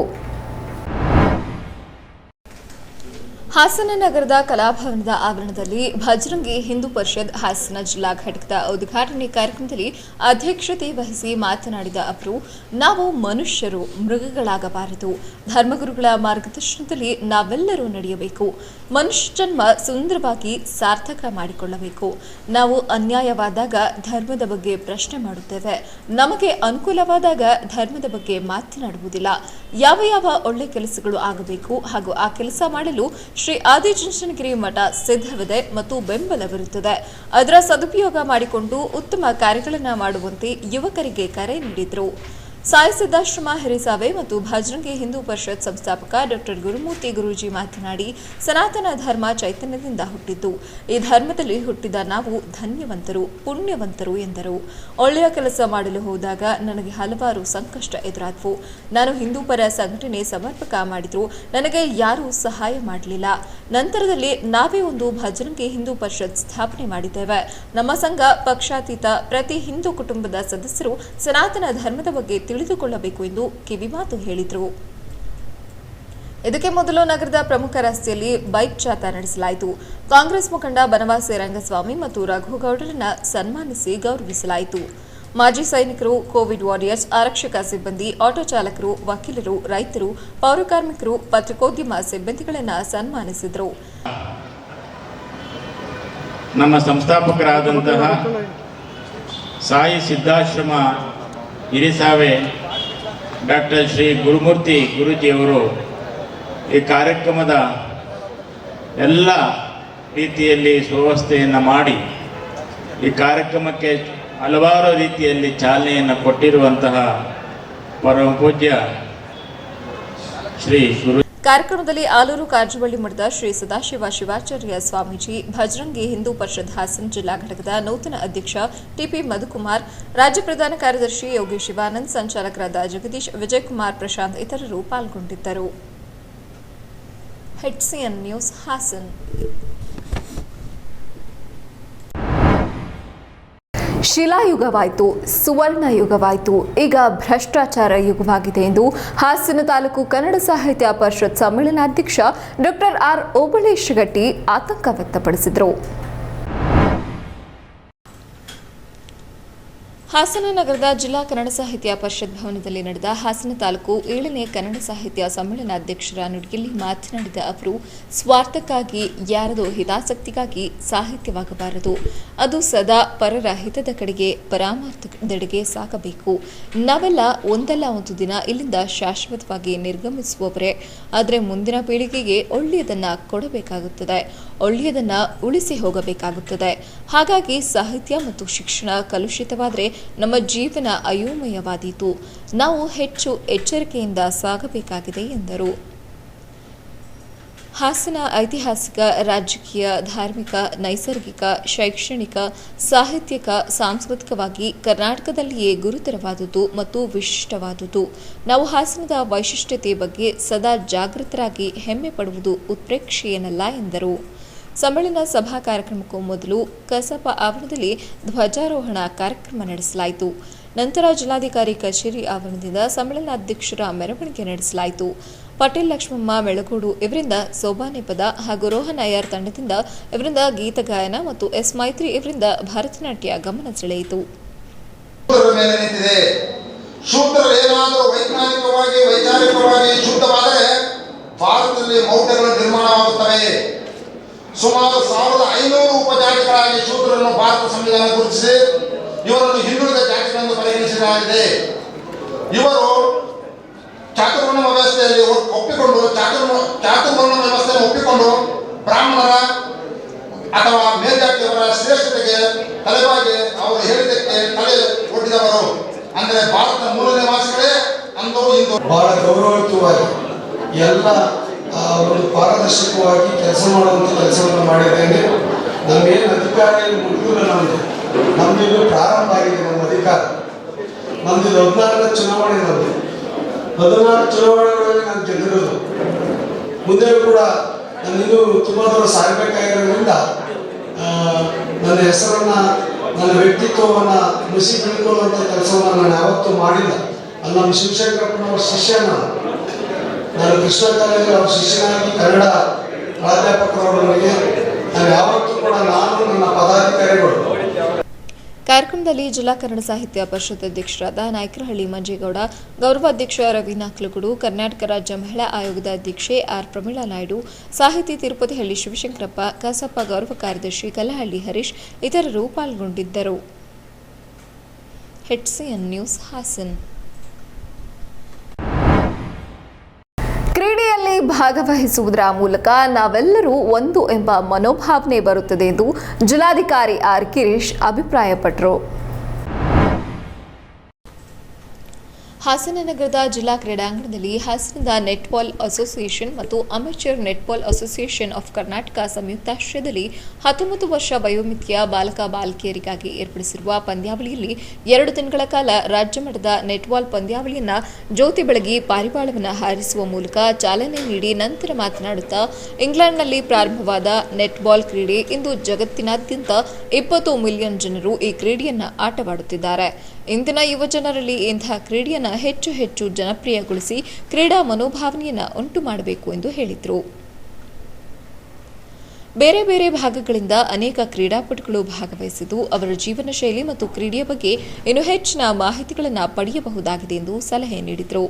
ಕ್ರೀಡೆಯಲ್ಲಿ ಭಾಗವಹಿಸುವುದರ ಮೂಲಕ ನಾವೆಲ್ಲ ಒಂದು, ಕರ್ನಾಟಕ ಒಂದು ಹಾಗೂ ನಮ್ಮ ದೇಶ ಒಂದು ಎಂಬ ಭಾವನೆಯನ್ನು ಇಂತಹ ಕ್ರೀಡೆಗಳು ಎಲ್ಲರಲ್ಲೂ ಜಾಗೃತಿ ಮೂಡಿಸುತ್ತದೆ ಎಂದರು. ರಾಜ್ಯದ ವಿವಿಧ ಜಿಲ್ಲೆಗಳಿಂದ ಆಗಮಿಸಿದ್ದೀರಾ, ಇದು ನಿಜಕ್ಕೂ ಅಭಿನಂದನೀಯ. ಯಾವುದೇ ಒಂದು ಕ್ರೀಡೆಯಲ್ಲಿ ಗೆಲ್ಲೋದು ಸೋಲೋದು ಮುಖ್ಯ ಅಲ್ಲ, ಭಾಗವಹಿಸೋದು ಬಹಳ ಮುಖ್ಯ. ಬಹಳಷ್ಟು ಜನರನ್ನು ನೀವು ಬೇರೆ ಬೇರೆ ಭಾಗದಿಂದ ಬಂದ ಜನರನ್ನು ನೀವು ಭೇಟಿ ಆಗ್ತೀರಾ, ಅವರ ಜೀವನ ಶೈಲಿ ಅವರ ಕಡೆ ಯಾವ ರೀತಿ ಇದೆ ಅನ್ನೋದ್ರ ಬಗ್ಗೆ ನೀವು ಮಾಹಿತಿಯನ್ನು ತಗೊತೀರಾ. ಸೊ ಹೀಗಾಗಿ ನಾವೆಲ್ಲ ಒಟ್ಟಾಗಿ ಕರ್ನಾಟಕ ಒಂದು, ನಮ್ಮ ದೇಶ ಒಂದು ಅನ್ನೋ ಭಾವನೆಯನ್ನು ಇಂಥ ಕ್ರೀಡಾಕೂಟಗಳು ಎಲ್ಲರಲ್ಲೂ ಜಾಗೃತಿಗೊಳಿಸ್ತದೆ. ಸೊ ಮತ್ತೊಮ್ಮೆ ತಮ್ಮೆಲ್ಲರಿಗೂ ಅಭಿನಂದನೆ ಸಲ್ಲಿಸ್ತಾ ಈ ಒಂದು ಕ್ರೀಡಾಕೂಟ, ರಾಜ್ಯ ಮಟ್ಟದ ಕ್ರೀಡಾಕೂಟ ಏನು ಮಾಡ್ತಾ ಇದ್ರೆ ಅದು ಯಶಸ್ವಿ ಆಗಲಿ ಅಂತ ಹೇಳಿ ಆಯೋಜಕರಿಗೆ ಮತ್ತೊಮ್ಮೆ ಅಭಿನಂದನೆ ಸಲ್ಲಿಸಿ ಹಾಸನವನ್ನು ಈ ಒಂದು ರಾಜ್ಯ ಮಟ್ಟದ ಕಾರ್ಯಕ್ರಮಕ್ಕೆ ಆಯ್ಕೆ ಮಾಡಿಕೊಂಡಿದ್ದಕ್ಕೆ ನಾನು ವೈಯಕ್ತಿಕವಾಗಿ ಸಹ ಅಭಿನಂದನೆ ಸಲ್ಲಿಸಿ. ಇದೇ ಸಂದರ್ಭದಲ್ಲಿ ಅಂತಾರಾಷ್ಟ್ರೀಯ ವಾಲಿಬಾಲ್ ಕ್ರೀಡಾಪಟು ಜಿಡಿ ಪೃಥ್ವಿರಾಜ್ ಅವರನ್ನು ಸನ್ಮಾನಿಸಲಾಯಿತು. ರಾಜ್ಯದ ವಿವಿಧ ಭಾಗಗಳಿಂದ 30ಕ್ಕೂ ಹೆಚ್ಚು ತಂಡಗಳು ಪಾಲ್ಗೊಂಡಿದ್ವು. ಉಪಾಧ್ಯಕ್ಷ ಶಿವಾನಂದ ತಗಡೂರು ಮಾತನಾಡಿ, ಸೋಲಿನಿಂದ ಕೂಗದೆ, ಗೆಲುವಿನಿಂದ ಬೀಗದೆ, ಸೋಲಿನಿಂದ ಹಲವಾರು ಪಾಠಗಳನ್ನು ಕಲಿತು ಮುಂದೆ ಉತ್ತಮವಾಗಿ ಆಟವಾಡಿ ಎಂದರು. ರಾಜ್ಯದಲ್ಲಿ 31 ಜಿಲ್ಲೆಗಳನ್ನು ಒಂದು ಕಡೆ ಬೈಫರ್ಕೇಟ್ ಮಾಡಿ ನೋಡ್ಬಿಡ್ಬೋದು. ಆದರೆ ಹಾಸನ ಜಿಲ್ಲೆಯನ್ನು ಆ ಥರ ವಿಂಗಡಣೆ ಮಾಡಿ ನೋಡೋದು ಭಾಳ ಕಷ್ಟ. ಇಲ್ಲಿಯ ಮಲೆನಾಡಿನಂಥ ವಾತಾವರಣ ಇದ್ದರೂ ಕೂಡ ಬಯಲುಸೀಮೆ ಅಂತ ಅಷ್ಟೇ ಗಟ್ಟಿಯಾದ ಬಿಸಿಲಿನ ಜಲ ಇರುವಂಥ ಪ್ರದೇಶ ಕೂಡ ಇಲ್ಲಿದೆ. ಹಾಗೆ ರಾಜಕೀಯದಲ್ಲಿ ಭಾಳ ಎತ್ತರಕ್ಕೆ ಈ ನಾಡಿನ ಕನ್ನಡ ನಾಡಿನ ಸೊಬಗನ್ನು ಮೆರೆದಂಥ ದೇವೇಗೌಡರು ಪ್ರಧಾನಿ ಕೊಟ್ಟಂಥ ಜಿಲ್ಲೆ ಕೂಡ ಇದು. ಹಾಗೆ ಹಲವಾರು ಐತಿಹ್ಯಗಳನ್ನು ಹೊಂದಿರುವಂಥ ಜಿಲ್ಲೆ ಕೂಡ. ಈ ನಾಡಿಗೆ ಅಹಿಂಸೆಯನ್ನು ಸಾರಿದಂಥ ಗೊಮ್ಮಟನ ಮೂರ್ತಿ ಕೂಡ ಇದೇ ಜಿಲ್ಲೆಯಲ್ಲಿದೆ. ಬೇಲೂರು ಹಳೆಬೀಡು ಹೊಯ್ಸಳರ ಖ್ಯಾತಿ ನಾಡು. ಇಂಥ ಜಿಲ್ಲೆ ಒಳಗಡೆ ನೀವು ಕ್ರೀಡಾಕೂಟದಲ್ಲಿ ಭಾಗವಹಿಸಿದ್ದೀರಲ್ಲ, ಇದು ನಿಮ್ಮೆಲ್ಲರಿಗೆ ಹೆಮ್ಮೆ ತರುವಂಥ ವಿಚಾರ. ಕಾರ್ಯಕ್ರಮದಲ್ಲಿ ನೆಟ್ಬಾಲ್ ಅಸೋಸಿಯೇಷನ್ ಅಧ್ಯಕ್ಷ ಹೊನ್ನವಳ್ಳಿ ಸತೀಶ್, ಜಿಲ್ಲಾ ಕಾರ್ಯನಿರತ ಪತ್ರಕರ್ತರ ಸಂಘದ ಅಧ್ಯಕ್ಷ ಪ್ರಸನ್ನಕುಮಾರ್, ಮಾಜಿ ಅಧ್ಯಕ್ಷ Raveena Aklagudu, amateur netball association of Karnataka ಅಧ್ಯಕ್ಷ ಅಶ್ಫಾಕ್ ಅಹಮದ್, ಪ್ರಧಾನ ಕಾರ್ಯದರ್ಶಿ ಸಿ ಗಿರೀಶ್, ಖಜಾಂಚಿ ಎಸಿ ವಿಶ್ವನಾಥ್ ಇತರರು ಪಾಲ್ಗೊಂಡಿದ್ದರು. ಗ್ರಾಮೀಣ ಪ್ರದೇಶದ ಕುಟುಂಬಗಳಿಗೆ ದಿನದ 24 ಗಂಟೆಗಳ ಕಾಲ ಶುದ್ಧ ಕುಡಿಯುವ ನೀರನ್ನು ಒದಗಿಸುವ ಯೋಜನೆಯನ್ನು ನಿಗದಿತ ಸಮಯದಲ್ಲಿ ಅನುಷ್ಠಾನಗೊಳಿಸುವ ಸಂಕಲ್ಪ ನಮ್ಮದಾಗಿದೆ ಎಂದು ಶಾಸಕ ಎಚ್.ಟಿ. ರೇವಣ್ಣ ಹೊಳೆನರಸೀಪುರದಲ್ಲಿ ತಿಳಿಸಿದರು. ಹೊಳೆನರಸೀಪುರ ತಾಲೂಕಿನ ಹಳೆಕೋಟೆ ಹೋಬಳಿ ವ್ಯಾಪ್ತಿಯ ಹರಿಹರಪುರ ಗ್ರಾಮದಲ್ಲಿ ಜಲ್ ಜೀವನ್ ಮಿಷನ್ ಯೋಜನೆಯಲ್ಲಿ ಗ್ರಾಮಸ್ಥರಿಗೆ ದಿನದ 24 ಗಂಟೆಗಳ ಕಾಲ ಶುದ್ಧ ಕುಡಿಯುವ ನೀರಿನ ಘಟಕದ ಶಂಕುಸ್ಥಾಪನೆಯನ್ನು ನೆರವೇರಿಸಿ ಮಾತನಾಡಿದರು. ಸುತ್ತಮುತ್ತಲಿನ 25ಕ್ಕೂ ಹೆಚ್ಚಿನ ಗ್ರಾಮಗಳಲ್ಲಿ ಬಹುಗ್ರಾಮ ಯೋಜನೆಯ ಕುಡಿಯುವ ನೀರಿನ ಶಂಕುಸ್ಥಾಪನೆಗೆ ಚಾಲನೆ ನೀಡಿ ಮಾತನಾಡುತ್ತಾ, ಗ್ರಾಮೀಣ ಪ್ರದೇಶದ ಪ್ರತಿಯೊಂದು ಮನೆಮನೆಗೂ ಈ ಸೌಲಭ್ಯ ತಲುಪಲಿದೆ ಎಂದರು. ವಿದ್ಯುತ್ ಸಮಸ್ಯೆಗಳನ್ನು ಬಗೆಹರಿಸಲು ಸರ್ಕಾರದ ವತಿಯಿಂದ ಈ ಬಾರಿ 100 ಕೋಟಿ ರೂಪಾಯಿಗಳು ಮಂಜೂರಾಗಿದ್ದು, ಪ್ರತಿಯೊಂದು ಮನೆಗೂ ವಿದ್ಯುತ್ ಒದಗಿಸುವ ಸರ್ಕಾರ ಮಹತ್ವಾಕಾಂಕ್ಷೆಯ ಯೋಜನೆಯಾದ ನಿರಂತರ ಜ್ಯೋತಿ ಯೋಜನೆಯನ್ನು ಕಾಲಮಿತಿಯಲ್ಲಿ ಜಾರಿಗೊಳಿಸಲಾಗುತ್ತದೆ ಮತ್ತು ಕೃಷಿಗಾಗಿ ಬಳಸುವ ಐಪಿ ಸೆಟ್ಗಳನ್ನು ಎಲ್ಲ ರೈತರಿಗೆ ಒದಗಿಸುವ ಯೋಜನೆಯನ್ನು ಕೈಗೆತ್ತಿಕೊಳ್ಳಲಾಗಿದ್ದು, ತಾಲೂಕು ಆಡಳಿತದ ಎಲ್ಲ ಅಧಿಕಾರಿಗಳು ಶ್ರಮಿಸುತ್ತಿದ್ದಾರೆಂದು ತಿಳಿಸಿದರು.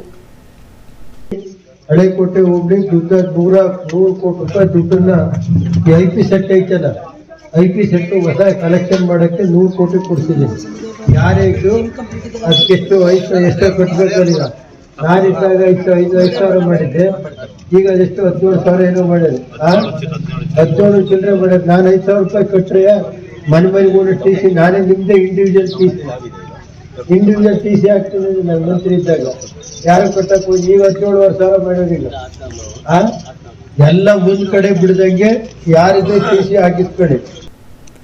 ಹಾಸನ ಜಿಲ್ಲಾ ಪಂಚಾಯತ್ ಸದಸ್ಯರು ಮತ್ತು ಆರೋಗ್ಯ ಮತ್ತು ಶಿಕ್ಷಣ ಸ್ಥಾಯಿ ಸಮಿತಿಯ ಅಧ್ಯಕ್ಷೆ ಭವಾನಿ ರೇವಣ್ಣ ಮಾತನಾಡಿ, ಹಳೆಕೋಟೆ ಹೋಬಳಿಯ ಸರ್ವತೋಮುಖ ಅಭಿವೃದ್ಧಿಗಾಗಿ ಹಗಲಿರುಳು ಶಾಸಕರು ಮತ್ತು ನಾವು ಶ್ರಮಿಸುತ್ತಿದ್ದು, ತಮ್ಮ ಅಧಿಕಾರದ ಅವಧಿಯಲ್ಲಿ ನೀಡಿದ ಭರವಸೆಯನ್ನು ಸಂಪೂರ್ಣವಾಗಿ ಈಡೇರಿಸಲು ಪ್ರಾಮಾಣಿಕ ಪ್ರಯತ್ನವನ್ನ ಮಾಡುತ್ತಿರುವುದಾಗಿ ಅಭಿಪ್ರಾಯವನ್ನ ವ್ಯಕ್ತಪಡಿಸಿದರು. ಮನೆ ಮನೆಗೆ ನೀರು ಬಿಡುವಂತಹ ವ್ಯವಸ್ಥೆ, ಮನೆ ಮನೆಗೆ 24 ಗಂಟೆಯ ನೀರಿನ ವ್ಯವಸ್ಥೆಯನ್ನು ಇವತ್ತು ನಮ್ಮ ಹೊಳೆನರಸೀಪುರದ ಶಾಸಕರ ಅವರ ಪ್ರಯತ್ನದಿಂದ, ಅವರ ಪರಿಶ್ರಮದಿಂದ ಇವತ್ತು ನಮ್ಮ ಇಡೀ ಹಳೆಕೋಟೆ ಹೋಬಳಿಗೆನೆ ಇವತ್ತು ನಮ್ಗೆ ಎಲ್ಲಾ ಕಡೆನೂ ಒಟ್ಟು 25 ಹಳ್ಳಿಗೆ 17 ಕೋಟಿ ವೆಚ್ಚದ ಮನೆ ಮನೆಗೂ ಕುಡಿಯುವಂತ ನೀರನ್ನ ಇವತ್ತು ವ್ಯವಸ್ಥೆ ಮಾಡಿಕೊಟ್ಟಿದ್ದಾರೆ. ಇವತ್ತು ನಮಗೂ ಇವಾಗ ನಾನು 3-4 ತಿಂಗಳು ಆದ್ರೆ ನಮ್ದು ಜಿಲ್ಲಾ ಪಂಚಾಯತಿ ಅವಧಿ ಕೂಡ ಮುಗಿಯುತ್ತೆ. ಆದ್ರೆ ನಾನು ಇಲ್ಲಿ ಒಂದು ಮಾತು ಹೇಳಕ್ ಇಷ್ಟಪಡ್ತೀನಿ. ನೀವು ಏನು ನನಗೆ ವೋಟ್ ಕೊಟ್ಟಿದ್ದೀರಿ ಅದಕ್ಕೆ ನ್ಯಾಯಯುತವಾಗಿ ನಾನು ನ್ಯಾಯ ಸಲ್ಲಿಸಿದ್ದೇನೆ. ನಾನು ಏನ್ ಅನ್ಕೊಂಡಿದ್ದೆ ಅದಕ್ಕೂ ಮೀರಿ ಕೆಲಸಗಳನ್ನ ಇಲ್ಲಿ ಮಾಡಿ ತೋರಿಸಿದ್ದೇನೆ ಹಳೆಕೋಟೆ ಹೋಬಳಿಲಿ. ಈ ಸಂದರ್ಭದಲ್ಲಿ ತಾಲೂಕು ಪಂಚಾಯತಿ ಅಧ್ಯಕ್ಷೆ ರಾಜೇಶ್ವರಿ, ಉಪಾಧ್ಯಕ್ಷ ಎಚ್.ಕೆ. ಜವರೇಗೌಡ ಇತರರು ಹಾಜರಿದ್ದರು. HCN news Holenarasipura. PTCL ಕಾಯ್ದೆ ತಿದ್ದುಪಡಿ, ಕೃಷಿ ಹಾಗೂ ಗೋಹತ್ಯೆ ಕಾಯ್ದೆಗಳನ್ನು ರದ್ದು ಮಾಡಿ ತೈಲ ಮತ್ತು ಸಿಲಿಂಡರ್ ಬೆಲೆ ಇಳಿಸಿ ಹಾಗೂ ಬಡ ನಿರುದ್ಯೋಗಿ ಪದವೀಧರರಿಗೆ ಕೃಷಿ ಭೂಮಿ ಹಂಚುವಂತೆ ಆಗ್ರಹಿಸಿ ಫೆಬ್ರವರಿ 16 ಮಂಗಳವಾರದಂದು ಜಿಲ್ಲಾಧಿಕಾರಿ ಕಚೇರಿ ಮುಂದೆ ಪ್ರತಿಭಟನೆ ಮಾಡುವುದಾಗಿ ಭಾರತೀಯ ಪರಿವರ್ತನಾ ಸಂಘದ ಸ್ಟೀಫನ್ ಪ್ರಕಾಶ್ ತಿಳಿಸಿದರು. ಪತ್ರಿಕಾಗೋಷ್ಠಿಯಲ್ಲಿ ಮಾತನಾಡಿ, ಸಾವಿರಾರು ವರ್ಷಗಳಿಂದ ಮೂಲಭೂತ ಸೌಕರ್ಯಗಳಿಂದ ವಂಚಿತರಾಗಿ ಕಡು ಕಷ್ಟದ ಜೀವನವನ್ನು ನಡೆಸುತ್ತಿದ್ದ ಪರಿಶಿಷ್ಟ ಜಾತಿ ಹಾಗೂ ಪರಿಶಿಷ್ಟ ಪಂಗಡದವರನ್ನ ಸ್ವಾವಲಂಬಿಗಳನ್ನಾಗಿ ಮಾಡಲು ಕರ್ನಾಟಕ ಸರ್ಕಾರ ಭೂಮಿಯನ್ನ ಗ್ರಾಂಟ್ ರೂಪದಲ್ಲಿ ನೀಡಿತ್ತು. ಈ ಭೂಮಿಯನ್ನ ಬೇರೆ ಯಾರು ಕೊಳ್ಳದಂತೆ ಮಾರದಂತೆ ನಿಯಮ ರೂಪಿಸಿತ್ತು. ಪರಭಾರೆ ಮಾಡಿದ್ರೆ ಅದನ್ನು ಮತ್ತೆ ನ್ಯಾಯಾಲಯದ ಮೂಲಕ ವಾಪಸ್ ಪಡೆದುಕೊಳ್ಳುವ ಭದ್ರತೆಯನ್ನ ಸರ್ಕಾರ ನೀಡಿತ್ತು. ಆದರೆ ಈಗ ಭಾರತದ ಸರ್ವೋಚ್ಚ ನ್ಯಾಯಾಲಯವು ಒಂದು ನಿರ್ದಿಷ್ಟ ಅವಧಿಯಲ್ಲಿ ಅರ್ಜಿ ಸಲ್ಲಿಸಿದಲ್ಲಿ ಹೇಗೆ ಪರಭಾರೆಯಾದ ಭೂಮಿಯನ್ನ ಪರಿಶಿಷ್ಟ ಜಾತಿ ಹಾಗೂ ಪರಿಶಿಷ್ಟ ಪಂಗಡಗಳು ವಾಪಸ್ ಪಡೆಯಲು ಆಗುವುದಿಲ್ಲ ಎಂದು ತೀರ್ಪು ಕೊಟ್ಟಿದೆ ಎಂದರು. ನೀವು ನಿರ್ದಿಷ್ಟ ಅವಧಿಯಲ್ಲಿ ಅರ್ಜಿ ಹಾಕಿಲ್ಲ ಎಂಬ ನೆಪ ಹೇಳಿ ಕರ್ನಾಟಕದ ವಿವಿಧ ನ್ಯಾಯಾಲಯಗಳು ಪರಿಶಿಷ್ಟ ಜಾತಿ ಮತ್ತು ಪರಿಶಿಷ್ಟ ಪಂಗಡಗಳ ಜನರು ಸಲ್ಲಿಸಿದ ಅರ್ಜಿಗಳನ್ನೆಲ್ಲ ವಜಾ ಮಾಡಿ ಭೂಮಿಯನ್ನ ಕಿತ್ತುಕೊಳ್ಳುತ್ತಿವೆ ಎಂದು ಆಕ್ರೋಶ ವ್ಯಕ್ತಪಡಿಸಿದರು. ಈ ಭೂಮಿಯನ್ನ ಪದವೀಧರರಾಗಿಯೂ ನಿರುದ್ಯೋಗಿಗಳಾಗಿರುವ SC, ST, OBC ವಿದ್ಯಾವಂತರಿಗೆ ತಲಾ 2 ಎಕರೆಯಂತೆ ಹಂಚಿಕೆ ಮಾಡಬೇಕು ಮತ್ತು ಈ ಭೂಮಿಯನ್ನ ಯಾವುದೇ ಕಾರಣಕ್ಕೂ ಶ್ರೀಮಂತರಿಗೆ ನೀಡಬಾರದೆಂದು ಒತ್ತಾಯಿಸಿದರು. ಆದ್ರೆ ಒಂದೇ ಹೇಳ್ತಿದೆ, ನಿರ್ದಿಷ್ಟ ಅವಧಿ ಅಂದ್ರೆ 3 ವರ್ಷದ ಅವಧಿನೋ 5 ವರ್ಷನೋ 10 ವರ್ಷನೋ ಅಥವಾ 15 ವರ್ಷನೋ ಇದರ ಒಳಗಡೆ ಅಂತ ಏನಾದ್ರೂ ಹೇಳಿದ್ರೆ ನಾವು ಪರಿಗಣಿಸಬಹುದಿತ್ತು. ಆದ್ರೆ ಈ ಕಾಯ್ದೆ ಒಳಗಡೆ ಈ ತೀರ್ಪಿನಲ್ಲಿ ನಿರ್ದಿಷ್ಟವಾದ ಅವಧಿಯನ್ನ ಮೆನ್ಷನ್ ಮಾಡಿಲ್ಲ. ಕೇವಲ ನಿರ್ದಿಷ್ಟ ಅವಧಿ ಒಳಗಡೆ ನೀವು ದೂರನ್ನು ದಾಖಲು ಮಾಡಿಲ್ಲ ಅನ್ನೋ ಒಂದು ಕಾರಣವನ್ನು ಕೊಟ್ಟರು 4,000 ಕೇಸ್ಗಳನ್ನ ವಜಾ ಮಾಡಿದ್ದಾರೆ. ಆ ಕಾರಣಕ್ಕೋಸ್ಕರ ಈ ಯಥಾಸ್ಥಿತಿ ಕಾಯ್ದೆ 1978ರ PTCL ಆಕ್ಟ್ ಏನಿತ್ತು ಅದೇ ಕಾಯ್ದೆನ ಯಥಾಸ್ಥಿತಿಯಲ್ಲಿ ಜಾರಿಗೊಳಿಸಬೇಕು ಅಂತೇಳಿ ನಾವು ಬೇಡಿಕೆಯನ್ನ ಸಲ್ಲಿಸ್ತಾ ಇದ್ದೀವಿ. ಹಾಗೇನೆ ಸಾವಿರಾರು ಲಕ್ಷಾಂತರ ಯುವಕರು ವಿದ್ಯಾಭ್ಯಾಸ ಮಾಡಿಕೊಂಡು ಕೂಲಿ ಕಾರ್ಮಿಕರಾಗಿ ಕೆಲಸ ಮಾಡ್ತಾ ಇದ್ದಾರೆ. ಇಲ್ಲ ಹೊರಗಡೆ ಏನೋ ಸಣ್ಣ ಪುಟ್ಟ ಕೆಲಸಗಳನ್ನ ಮಾಡಿಕೊಂಡು ಕಳ್ಳಕಾಕರಾಗಿ ದರೋಡೆಕೋರಾಗಿ ಆಗಂತ ಒಂದು ಪರಿಸ್ಥಿತಿನ ಸರ್ಕಾರಗಳೇ ಸೃಷ್ಟಿ ಮಾಡ್ತಾರೆ. ಆ ಕಾರಣಕ್ಕೋಸ್ಕರ ಸರ್ಕಾರಿ ವ್ಯಾಪ್ತಿ ಒಳಗಡೆ ಸುಮಾರು 11.97 ಲಕ್ಷ ಹೆಕ್ಟೇರ್ ಭೂಮಿ ಸರ್ಕಾರದ ವಶದಲ್ಲಿ. ಈ 11.97 ಹೆಕ್ಟೇರ್ ಭೂಮಿ ಕೃಷಿನೂ ಮಾಡ್ತಾ ಇಲ್ಲ ಮತ್ತೆ ಅರಣ್ಯ ಇಲಾಖೆಗೂ ಸೇರಿಲ್ಲ. ಹಾಗಾಗಿ ಈ ಸರ್ಕಾರಿ ವಶದಲ್ಲಿರುವಂತಹ ಈ ಭೂಮಿಯನ್ನ ಪದವೀಧರರಾಗಿ ನಿರುದ್ಯೋಗಿಗಳಾಗಿ ಯಾರಿದ್ದಾರೆ ಅಂತವರಿಗೆ ತಲಾ 2 ಎಕರೆ ಅಂತ ಜಮೀನು ಕೊಟ್ಟು ಅವರನ್ನು ಸ್ವಾವಲಂಬಿಗಳನ್ನಾಗಿ ಮಾಡಬೇಕು ಅನ್ನೋದು ನಾವು ಸರ್ಕಾರದ ಮುಂದೆ ಒತ್ತಾಯನ ಮಾಡ್ತಾ ಇದ್ದೀವಿ. ಪತ್ರಿಕಾಗೋಷ್ಠಿಯಲ್ಲಿ ಸಂಘದ ಉಪಾಧ್ಯಕ್ಷ ಕಾಡೂರು ಮೋಹನ್, ಪ್ರಧಾನ ಕಾರ್ಯದರ್ಶಿ ವಿನೋದ್ ರಾಜ್ ಇತರರು ಪಾಲ್ಗೊಂಡಿದ್ದರು. HCN news Haasan. ಹೆಲ್ಮೆಟ್ ಹಾಕದೆ ವಾಹನ ಚಲಾಯಿಸುವವರಿಗೆ ಪೊಲೀಸರು ಹಿಡಿದು ದಂಡ ವಿಧಿಸುತ್ತಾರೆ. ಆದರೆ ಆಲೂರಿನಲ್ಲಿ ಯಮಸ್ವರೂಪಿಯೊಬ್ಬ ಪ್ರತ್ಯಕ್ಷವಾಗಿ ಸಂಚಾರ ನಿಯಮ ಪಾಲನೆ ಮಾಡದ ಚಾಲಕರಿಗೆ ವಾರ್ನಿಂಗ್ ಕೊಡುತ್ತಿದ್ದನು. ಸಂಚಾರಿ ನಿಯಮ ಉಲ್ಲಂಘನೆ ನಿಯಂತ್ರಣಕ್ಕೆ ತಾಲೂಕು ಪೊಲೀಸ್ ಠಾಣೆಯ ಸಿಬ್ಬಂದಿ ವರ್ಗದವರು ವಿನೂತನ ಪ್ರಯತ್ನ ನಡೆಸಿದ್ದಾರೆ. ಪಟ್ಟಣದ ಹೃದಯ ಭಾಗವಾದ ಪೊಲೀಸ್ ಠಾಣೆ ಹಾಗೂ ಬಸ್ ನಿಲ್ದಾಣದ ಎದುರು ವ್ಯಕ್ತಿಯೊಬ್ಬರಿಗೆ ಯಮನ ವೇಷ ಧರಿಸಿ ಬೈಕ್ ಚಾಲಕರಿಗೆ ಸಂಚಾರಿ ನಿಯಮ ಪಾಲಿಸುವಂತೆ ಹೇಳುತ್ತಿದ್ದನು. ಹಾಸನದ ವಿದ್ಯುತ್ ಗುತ್ತಿಗೆದಾರ ಶಿವಣ್ಣ ಯಮಧರ್ಮರಾಯನ ವೇಷ ಧರಿಸಿದ್ದು ವಿಶೇಷವಾಗಿತ್ತು. ಹೆಲ್ಮೆಟ್ ಹಾಕದೇ ಇರುವ ಸವಾರರ ಕುತ್ತಿಗೆಗೆ ಹಗ್ಗ ಹಾಕಿ ಹೆಲ್ಮೆಟ್ ಧರಿಸುವೆಯೋ ಇಲ್ಲವೇ ನನ್ನನ್ನ ಯಮಲೋಕಕ್ಕೆ ಕರೆದೊಯ್ಯಲೇ ಎಂದು ಹೇಳುತ್ತಾ ಜಾಗೃತಿ ಮೂಡಿಸಿ ವಾರ್ನಿಂಗ್ ಕೊಡುತ್ತಿದ್ದನು. ಯಮನ ವೇಷ ಧರಿಸಿದ್ದ ವ್ಯಕ್ತಿಯಿಂದ ನಡೆಸಿದ ಅಭಿಯಾನ ಸಾರ್ವಜನಿಕರ ಬೈಕ್ ಸವಾರರ ಗಮನ ಸೆಳೆಯಿತು. ಆಲೂರು ಪೊಲೀಸ್ ಠಾಣೆ ಸರ್ಕಲ್ ಇನ್ಸ್ಪೆಕ್ಟರ್ ವೆಂಕಟೇಶ್ ಮಾತನಾಡಿ, ವಾಹನ ಸವಾರರು ರಸ್ತೆ ನಿಯಮ ಕಡ್ಡಾಯವಾಗಿ ಪಾಲನೆ ಮಾಡಬೇಕು. ಹೆಲ್ಮೆಟ್ ಇಲ್ಲದೆಯೇ ಹಲವು ಸಾವು ನೋವು ಸಂಭವಿಸಿವೆ. ಸೀಟ್ ಬೆಲ್ಟ್ ಧರಿಸದೆ ವಾಹನ ಚಲಾಯಿಸಿದ್ದಕ್ಕೆ ಹಲವು ಅಪಘಾತಗಳು ನಡೆದಿದೆ. ಆದ್ದರಿಂದ ವಾಹನ ಸವಾರರು ಕಡ್ಡಾಯವಾಗಿ ಹೆಲ್ಮೆಟ್ ಧರಿಸಬೇಕು. ನಿಯಮ ಪಾಲನೆ ಮಾಡದಿದ್ದರೆ ಹೆಚ್ಚು ದಂಡವನ್ನು ಭರಿಸಬೇಕೆಂದು ಎಚ್ಚರಿಕೆ ನೀಡಿದರು. HCN news Alur. ಖಾಸಗಿ ಅನುದಾನ ರಹಿತ ಶಾಲೆಗಳಿಗೆ ಶೇಕಡಾ 30% ಶುಲ್ಕ ಕಡಿತ ಮಾಡಿರುವುದನ್ನು ಖಂಡಿಸಿ ಫೆಬ್ರವರಿ 23 ಮಂಗಳವಾರದಂದು ರಾಜ್ಯಾದ್ಯಂತ ಬೃಹತ್ ಪ್ರತಿಭಟನೆಯನ್ನು ಹಮ್ಮಿಕೊಳ್ಳಲಾಗಿದೆ ಎಂದು ಹಾಸನ ಜಿಲ್ಲಾ ಅನುದಾನ ರಹಿತ ಶಾಲೆಗಳ ಆಡಳಿತ ಮಂಡಳಿಗಳ ಒಕ್ಕೂಟದ ಅಧ್ಯಕ್ಷ ಬಿ ಶಿವರಾಮೇಗೌಡ ತಿಳಿಸಿದರು. ಪತ್ರಿಕಾಗೋಷ್ಠಿಯಲ್ಲಿ ಶುಕ್ರವಾರ ಮಾತನಾಡಿದ ಅವರು, ಇದು ಖಾಸಗಿ ಅನುದಾನ ರಹಿತ ಶಿಕ್ಷಣ ಸಂಸ್ಥೆಗಳ ರಾಜ್ಯ ಮಟ್ಟದ ಸಂಘಟನೆಗಳಾದ ಕೆಎಎಂಎಸ್, ಎಂಐಸಿಎಸ್ಇ, ಎಂಎಎಸ್, ಕೆಯುಎಸ್ಎಂಎ, ಕೆಯುಎಂಎಸ್ಎಂಇ, ಐಎಸ್ಎಫ್ಐ, ಬಿಇ, ಎಸ್ಸಿಸಿ ಇವುಗಳ ಜಂಟಿ ಸಭೆಯಲ್ಲಿ ತೆಗೆದುಕೊಂಡ ನಿರ್ಣಯಗಳಾಗಿದೆ. ರಾಜ್ಯ ಸರ್ಕಾರ ಶಿಕ್ಷಣ ಇಲಾಖೆ ಶುಲ್ಕ ರಿಯಾಯಿತಿ ಮಾಡಲು ಶೇಕಡಾ 30% ಶಾಲಾ ಶುಲ್ಕ ಕಡಿತಗೊಳಿಸಿ, ಅಷ್ಟೇ ಅಲ್ಲದೆ ಜೊತೆಗೆ ಇತರೆ ಶುಲ್ಕಗಳನ್ನು ತೆಗೆದುಕೊಳ್ಳಬಾರದೆಂಬ ಅವೈಜ್ಞಾನಿಕ ಕ್ರಮದಿಂದ ಶಾಲೆಗಳಲ್ಲಿ ಶೇಕಡಾ 55ರಿಂದ 65% ಶುಲ್ಕ ಕಡಿತ ಆಗಿರುವುದನ್ನು ಗಮನ ಸೆಳೆಯುತ್ತಾ, ಇಂತಹ ಆದೇಶದಿಂದ ಶಿಕ್ಷಣ ಸಂಸ್ಥೆಗಳಲ್ಲಿ ಕೆಲಸ ನಿರ್ವಹಿಸುತ್ತಿರುವ ಶಿಕ್ಷಕರು, ಶಿಕ್ಷಕೇತರ ಸಿಬ್ಬಂದಿಯ ವೇತನದ ಮೇಲೆ ಇನ್ನಷ್ಟು ಪರಿಣಾಮ ಬೀಳುವುದಲ್ಲದೆ ಶಿಕ್ಷಣ ಸಂಸ್ಥೆಗಳ ಆರ್ಥಿಕ ಪರಿಸ್ಥಿತಿ ಇನ್ನಷ್ಟು ದುಸ್ಥಿತಿಗೆ ತಲುಪಿದಂತಾಗಿದೆ ಎಂದರು. ಸರ್ಕಾರ ಈ ಆದೇಶವನ್ನು ಹಿಂಪಡೆದು ಮರುಪರಿಶೀಲಿಸಿ ಪ್ರತಿ ಶಿಕ್ಷಣ ಸಂಸ್ಥೆ ಹಾಗೂ ಅದರ ಪಾಲಕ ಪೋಷಕರ ಸ್ಥಿತಿಗತಿಗಳಿಗೆ ಅನುಗುಣವಾಗುವಂತೆ ಶುಲ್ಕ ರಿಯಾಯಿತಿ ನೀಡುವಂತಹ ಪ್ರತ್ಯೇಕ ಪರಿಷ್ಕೃತ ಆದೇಶ ಮಾಡಬೇಕು ಎಂದರು.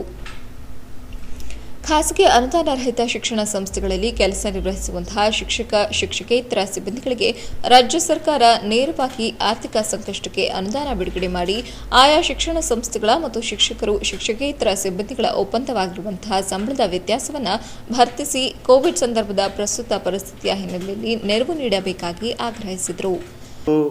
EMI ಇರ್ಬೋದು, ಎಲೆಕ್ಟ್ರಿಕ್ ಇರ್ಬೋದು, ಬಸ್ಸಿಂದ ಇದಿರ್ಬೋದು, ಇದು ಯಾವ ರಂಗದಲ್ಲೂ ಕೂಡ ನಮಗೆ ಸರ್ಕಾರ ನಮಗೆ ಯಾವುದೇ ರೀತಿಯ ರಿಯಾಯಿತಿಯನ್ನು ತೋರದೇ ಇರೋದ್ರಿಂದ ಅವೆಲ್ಲವನ್ನು ನಾವು ಕ್ರೋಢೀಕರಿಸಿ ಲೆಕ್ಕ ಹಾಕಿದರೆ ಅದು 60, 65, 55ರಿಂದ 65% ನಮಗೆ ಇವತ್ತು ಕಡಿತ ಆಗ್ತಾಯಿದೆ ಶುಲ್ಕ. ಒಂದು ಕಡೆ ಡೆವಲಪ್ಮೆಂಟ್ ಫೀಸ್ ತಗೋಬೇಡಿ ಅಂತ ಕೂಡ ಹೇಳ್ತಾರೆ, ಸ್ಪೆಷಲ್ ಡೆವಲಪ್ಮೆಂಟ್ ಫೀಸ್ ಅಂತ ತಗೋತಾ ಇದ್ವಿ, ಅದನ್ನು ತಗೋಬೇಡಿ ಅಂತ ಹೇಳ್ತಾರೆ. ಮತ್ತು ಇದನ್ನು ಬಿಟ್ಟರೆ ಇನ್ಯಾವುದನ್ನು ಕಲೆಕ್ಟ್ ಮಾಡಬೇಡಿ ಅಂತ ಹೇಳ್ತಾ ಸರ್ಕಾರ ಅವರು ನೇರವಾಗಿ ಶಿಕ್ಷಣ ಸಂಸ್ಥೆಗಳ ಮೇಲೆ ಗದಾ ಪ್ರಹಾರವನ್ನು ಮಾಡಲಿಕ್ಕೆ ಶಿಕ್ಷಣ ಮಂತ್ರಿಗಳು ಹೋಗ್ತಾ ಇದ್ದಾರೆ. ಇವರ ಸರ್ವಾಧಿಕಾರಿ ಧೋರಣೆಯನ್ನು ನಮ್ಮ ಸಂಘ ಕಡಾಖಂಡಿತವಾಗಿ ನಾವು ಅದನ್ನು ಖಂಡಿಸ್ತಾ ಇದ್ವಿ, ಈ ಧೋರಣೆಯನ್ನು. ಆಮೇಲೆ ಇನ್ನೊಂದು ಎರಡನೇ ಪಾಯಿಂಟ್ ಏನಂದರೆ, ಇಂತಹ ಸಂಕಷ್ಟ ಪರಿಸ್ಥಿತಿಯಲ್ಲಿ ನಾವು ಮತ್ತು ಅವರ ನಡುವೆ ಏನೋ ಒಂದು ಅಂಡರ್ಸ್ಟ್ಯಾಂಡಿಂಗ್ನಲ್ಲಿ ನಾವು ಕಳೆದ 8-10 ತಿಂಗಳು ನಾವು ಒಂದು ಸಂಬಳವನ್ನು ಕೊಟ್ಕೊಂಬಂದಿದ್ದೀವಿ. ನಮ್ಮ ಕೈಲಾದಷ್ಟು ಕೊಟ್ಟಿದ್ವಿ. ಕೆಲವರು ಅರ್ಧ ಸಂಬಳ ಕೊಟ್ಟಿದ್ದಾರೆ, ಕೆಲವರು ಮುಕ್ಕಾಲು ಸಂಬಳ ಕೊಟ್ಟಿದ್ದಾರೆ, ಕೆಲವು ಸಂಸ್ಥೆಗಳು 100% ಸಂಬಳ ಕೊಟ್ಟಿದ್ದಾರೆ. ಆ ಸಂಬಳ ಕೊಟ್ಟಾದಮೇಲೆ ನಮಗೆ ಅದ್ರ ಜೊತೆಗೇ ESI ಕಟ್ಟಿದ್ವಿ, PF ಕಟ್ಟಿದ್ವಿ, ಅವರಿಗೆ ಗ್ರ್ಯಾಜುಯಿಟಿ ಕಟ್ಟಿದ್ವಿ. ನಮ್ಮ ಯಾವುದೇ ನೌಕರರ ಮೇಲೆ ಖಾಸಗಿ ಶಾಲೆಗಳು ಎಲ್ಲೋ ಒಂದು 5-10% ಶಾಲೆಗಳು ಇದನ್ನು ಕೆಲಸದಿಂದ ನೌಕರರನ್ನ ತೆಗೆದಿರ್ಬೋದು ಅಥವಾ ಅವರೇ ಬಿಟ್ಟು ಹೋಗಿರ್ಬೋದು, ಇಲ್ಲ ಅಂತಲ್ಲ. ಆದರೆ ಬಹುತೇಕ ಶಾಲೆಗಳು ಶಿಕ್ಷಕರ ಹಿತವನ್ನು ಕಾಪಾಡಿಕೊಂಡು ನಾವು ಬಂದಿದ್ದೀವಿ. ಪತ್ರಿಕಾಗೋಷ್ಠಿಯಲ್ಲಿ ಹಾಸನ ಜಿಲ್ಲಾ ಅನುದಾನರಹಿತ ಶಾಲೆಗಳ ಆಡಳಿತ ಮಂಡಳಿಗಳ ಒಕ್ಕೂಟದ ಉಪಾಧ್ಯಕ್ಷರಾದ ತಾರಾಯಸ್ವಾಮಿ, ಕಾರ್ಯದರ್ಶಿ BK ಗಂಗಾಧರ್, ಸದಸ್ಯರಾದ ರಮೇಶ್, ರವಿಕುಮಾರ್ ಇತರರು ಉಪಸ್ಥಿತರಿದ್ದರು. HCN news Haasan. ಬೇಲೂರು ಪಟ್ಟಣದ ಕೋಟೆ ಶೃಂಗೇರಿ ಶಾರದಾ ಮಠದಲ್ಲಿ ಶಂಕರ ಜಯಂತಿ ದಿನದಂದು ಸಾಮೂಹಿಕ ಉಪನಯನ ಕಾರ್ಯಕ್ರಮವನ್ನು ಹಮ್ಮಿಕೊಳ್ಳಲಾಗಿದ್ದು, ಆಸಕ್ತಿಯುಳ್ಳ ವಿಪ್ರ ಬಾಂಧವರು ಈ ಅವಕಾಶವನ್ನು ಸದುಪಯೋಗ ಪಡಿಸಿಕೊಳ್ಳಬೇಕು ಎಂದು ವೇದಬ್ರಹ್ಮ KR ಮಂಜುನಾಥ್ ಹೇಳಿದ್ದಾರೆ. ಬೇಲೂರು ಪಟ್ಟಣದ ಶೃಂಗೇರಿ ಶಾರದಾ ಪೀಠದಲ್ಲಿ ನಡೆದ ಸಾಮೂಹಿಕ ಬ್ರಹ್ಮೋಪದೇಶ ಕಾರ್ಯಕ್ರಮದ ಪೂರ್ವಭಾವಿ ಸಭೆಯಲ್ಲಿ ಮಾತನಾಡಿ, ಮೇ 17ರಂದು ಶ್ರೀ ಶಂಕರಾಚಾರ್ಯರ ಜಯಂತಿ ಮಹೋತ್ಸವ ಆಚರಣೆಯ ಪವಿತ್ರ ದಿನದಂದು ವಿಪ್ರ 10 ಒಟ್ಟುಗಳಿಗೆ ಸಾಮೂಹಿಕ ಬ್ರಹ್ಮೋಪದೇಶ ಕಾರ್ಯಕ್ರಮವನ್ನು ಹಮ್ಮಿಕೊಳ್ಳಲಾಗಿದೆ. ಕನಿಷ್ಠ 10 ಒಟ್ಟುಗಳ ಹೆಸರುಗಳನ್ನು ನೋಂದಾಯಿಸಿಕೊಳ್ಳಲು ಅವಕಾಶವಿದೆ. 4 ವೇದಗಳ ಆಚರಣೆಯಂತೆ ಬ್ರಹ್ಮೋಪದೇಶವನ್ನು ಮಾಡಿಸಲಾಗುತ್ತದೆ. ಒಬ್ಬ ಜೊತೆಗೆ ಕುಟುಂಬದ 10 ಮಂದಿ ಕಾರ್ಯಕ್ರಮದಲ್ಲಿ ಭಾಗವಹಿಸಲು ಅವಕಾಶವಿರುತ್ತದೆ. ಪುರೋಹಿತರು ಮತ್ತು ಉಪನಯನಕ್ಕೆ ಸಂಬಂಧಪಟ್ಟ ಸಾಮಗ್ರಿಗಳ ಜವಾಬ್ದಾರಿಯನ್ನು ಕಾರ್ಯಕ್ರಮದ ಆಯೋಜಕರು ವಹಿಸಿಕೊಳ್ಳುತ್ತಾರೆ. ಈ ಸಾಮೂಹಿಕ ಬ್ರಹ್ಮೋಪದೇಶ ಕಾರ್ಯಕ್ರಮದ ಉಪಯೋಗವನ್ನು ವಿಪ್ರ ಸಮುದಾಯದವರು ಬಳಸಿಕೊಳ್ಳಬೇಕು ಎಂದು ಕರೆ ನೀಡಿದರು. ಶೃಂಗೇರಿ ಶಾರದಾ ಪೀಠಂ ಕಾರ್ಯದರ್ಶಿ ಕೆಆರ್ ಸುಬ್ರಹ್ಮಣ್ಯ ಮಾತನಾಡಿ, ಸಾಮೂಹಿಕ ಉಪನಯನ ಕಾರ್ಯಕ್ರಮವನ್ನು ಕಳೆದ ವರ್ಷವೇ ಆಯೋಜಿಸಲಾಗಿತ್ತು. ಆದರೆ ಮಹಾಮಾರಿ ಕೊರೋನಾದಿಂದಾಗಿ ಮುಂದೂಡಲ್ಪಟ್ಟಿದ್ದು ಈಗ ಶಂಕರಾಚಾರ್ಯರ ಜಯಂತಿ ದಿನದಂದು ಆಯೋಜಿಸಲಾಗಿದೆ. ಉಪನಯನ ಕಾರ್ಯಕ್ರಮದಲ್ಲಿ ರಾತ್ರಿ ಬರುವ ವಟು ಹಾಗೂ ಪೋಷಕರಿಗೆ ಲಘು ಉಪಹಾರ, ಬೆಳಗ್ಗೆ ತಿಂಡಿ ಮತ್ತು ಮಧ್ಯಾಹ್ನದ ಊಟದ ವ್ಯವಸ್ಥೆಯನ್ನು ಮಾಡಲಾಗಿರುತ್ತದೆ. ಮಾರ್ಚ್ ತಿಂಗಳ ಅಂತ್ಯದೊಳಗೆ ಆಸಕ್ತ ಪೋಷಕರು ಹೆಸರನ್ನ ಶ್ರೀಮಠದಲ್ಲಿ ನೋಂದಾಯಿಸುವಂತೆ ಮನವಿ ಮಾಡಿದರು.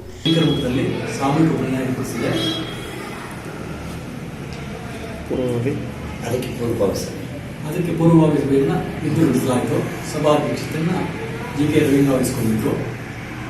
ಸಭೆಯಲ್ಲಿ ಎಲ್ಲ ವೇದದ ಒಟ್ಟುಗಳಿಗೆ ಅವರ ಶಾಖೆ ಅನುಗುಣವಾಗಿ ಪುರೋಹಿತರನ್ನು ಕೊಡುವಂತೆ ತೀರ್ಮಾನ ಮಾಡಲಾಯಿತು. ಸಾಧ್ಯವಾದಷ್ಟು ಒಬ್ಬ ಪುರೋಹಿತರಿಗೆ ಒಬ್ಬ ಒಟ್ಟಿಗೆ ಪುರೋಹಿತರು ಕೊಡುತ್ತಿದ್ದಾಯಿತು. ಈ ಸಂದರ್ಭದಲ್ಲಿ ಶೃಂಗೇರಿ ಶಾರದಾ ಪೀಠಂ ಶಾಖೆಯ ಅಧ್ಯಕ್ಷ ಗೋಕ್ರ ರವೀಂದ್ರ, ವೇಬ್ರಾ ತೋಚ ನರಸಿಂಹಮೂರ್ತಿ, ರಾಜ್ಯ ಬ್ರಾಹ್ಮಣ ನಿಗಮ ಮಂಡಳಿ ಮಾಜಿ ಅಧ್ಯಕ್ಷ ತೋಚ ಅನಂತ ಸುಬ್ಬರಾಯ್ ಇತರರು ಪಾಲ್ಗೊಂಡಿದ್ದರು. HCN news Belur. ಈಗ ಸಂಕ್ಷಿಪ್ತ ಸುದ್ದಿಗಳು. 4ನೇ ವಾರ್ಡ್ನ ನಗರಸಭಾ ಸದಸ್ಯ ವಾಸೂರವರ 49ನೇ ಹುಟ್ಟುಹಬ್ಬವನ್ನು ಅವರ ಸ್ನೇಹಿತರು ಮತ್ತು ಅಭಿಮಾನಿ ಬಳಗದವರು ಆಚರಿಸಿದರು. ಈ ಸಂದರ್ಭದಲ್ಲಿ ಎಲ್ಲರೂ ಒಟ್ಟಿಗೆ ಸೇರಿ ಕೇಕ್ ಕತ್ತರಿಸಿ ವಾಸೂರವರಿಗೆ ದೇವರು ಆಯಸ್ಸು ಆರೋಗ್ಯ ನೀಡಿ ರಾಜಕೀಯದಲ್ಲಿ ಉನ್ನತಿಗೇರಲಿ ಎಂದು ಹಾರೈಸಿದರು. ನಂತರ ಅವರಿಗೆ ಸನ್ಮಾನಿಸಿ ಗೌರವಿಸಲಾಯಿತು. ನಮ್ಮ ಸ್ನೇಹಿತರಾದ ವಾಸಣ್ಣನವರ 49ನೇ ಹುಟ್ಟುಹಬ್ಬದಿಂದ ಇವತ್ತೆಲ್ಲ ನಮ್ಮ ವಾಸಣ್ಣವ್ರ ಎಲ್ಲ ಸ್ನೇಹಿತರು ಬಳಗ, ಎಲ್ಲ ನಾವು ಸ್ನೇಹಿತರು ಬಳಗ ಮತ್ತು ಅಭಿಮಾನಿಗಳು ಎಲ್ಲರೂ ಕೂಡ 49ನೇ ವರ್ಷದ ಹುಟ್ಟುಹಬ್ಬದ ಶುಭಾಶಯ ಹೇಳ್ತಾ, ಭಗವಂತ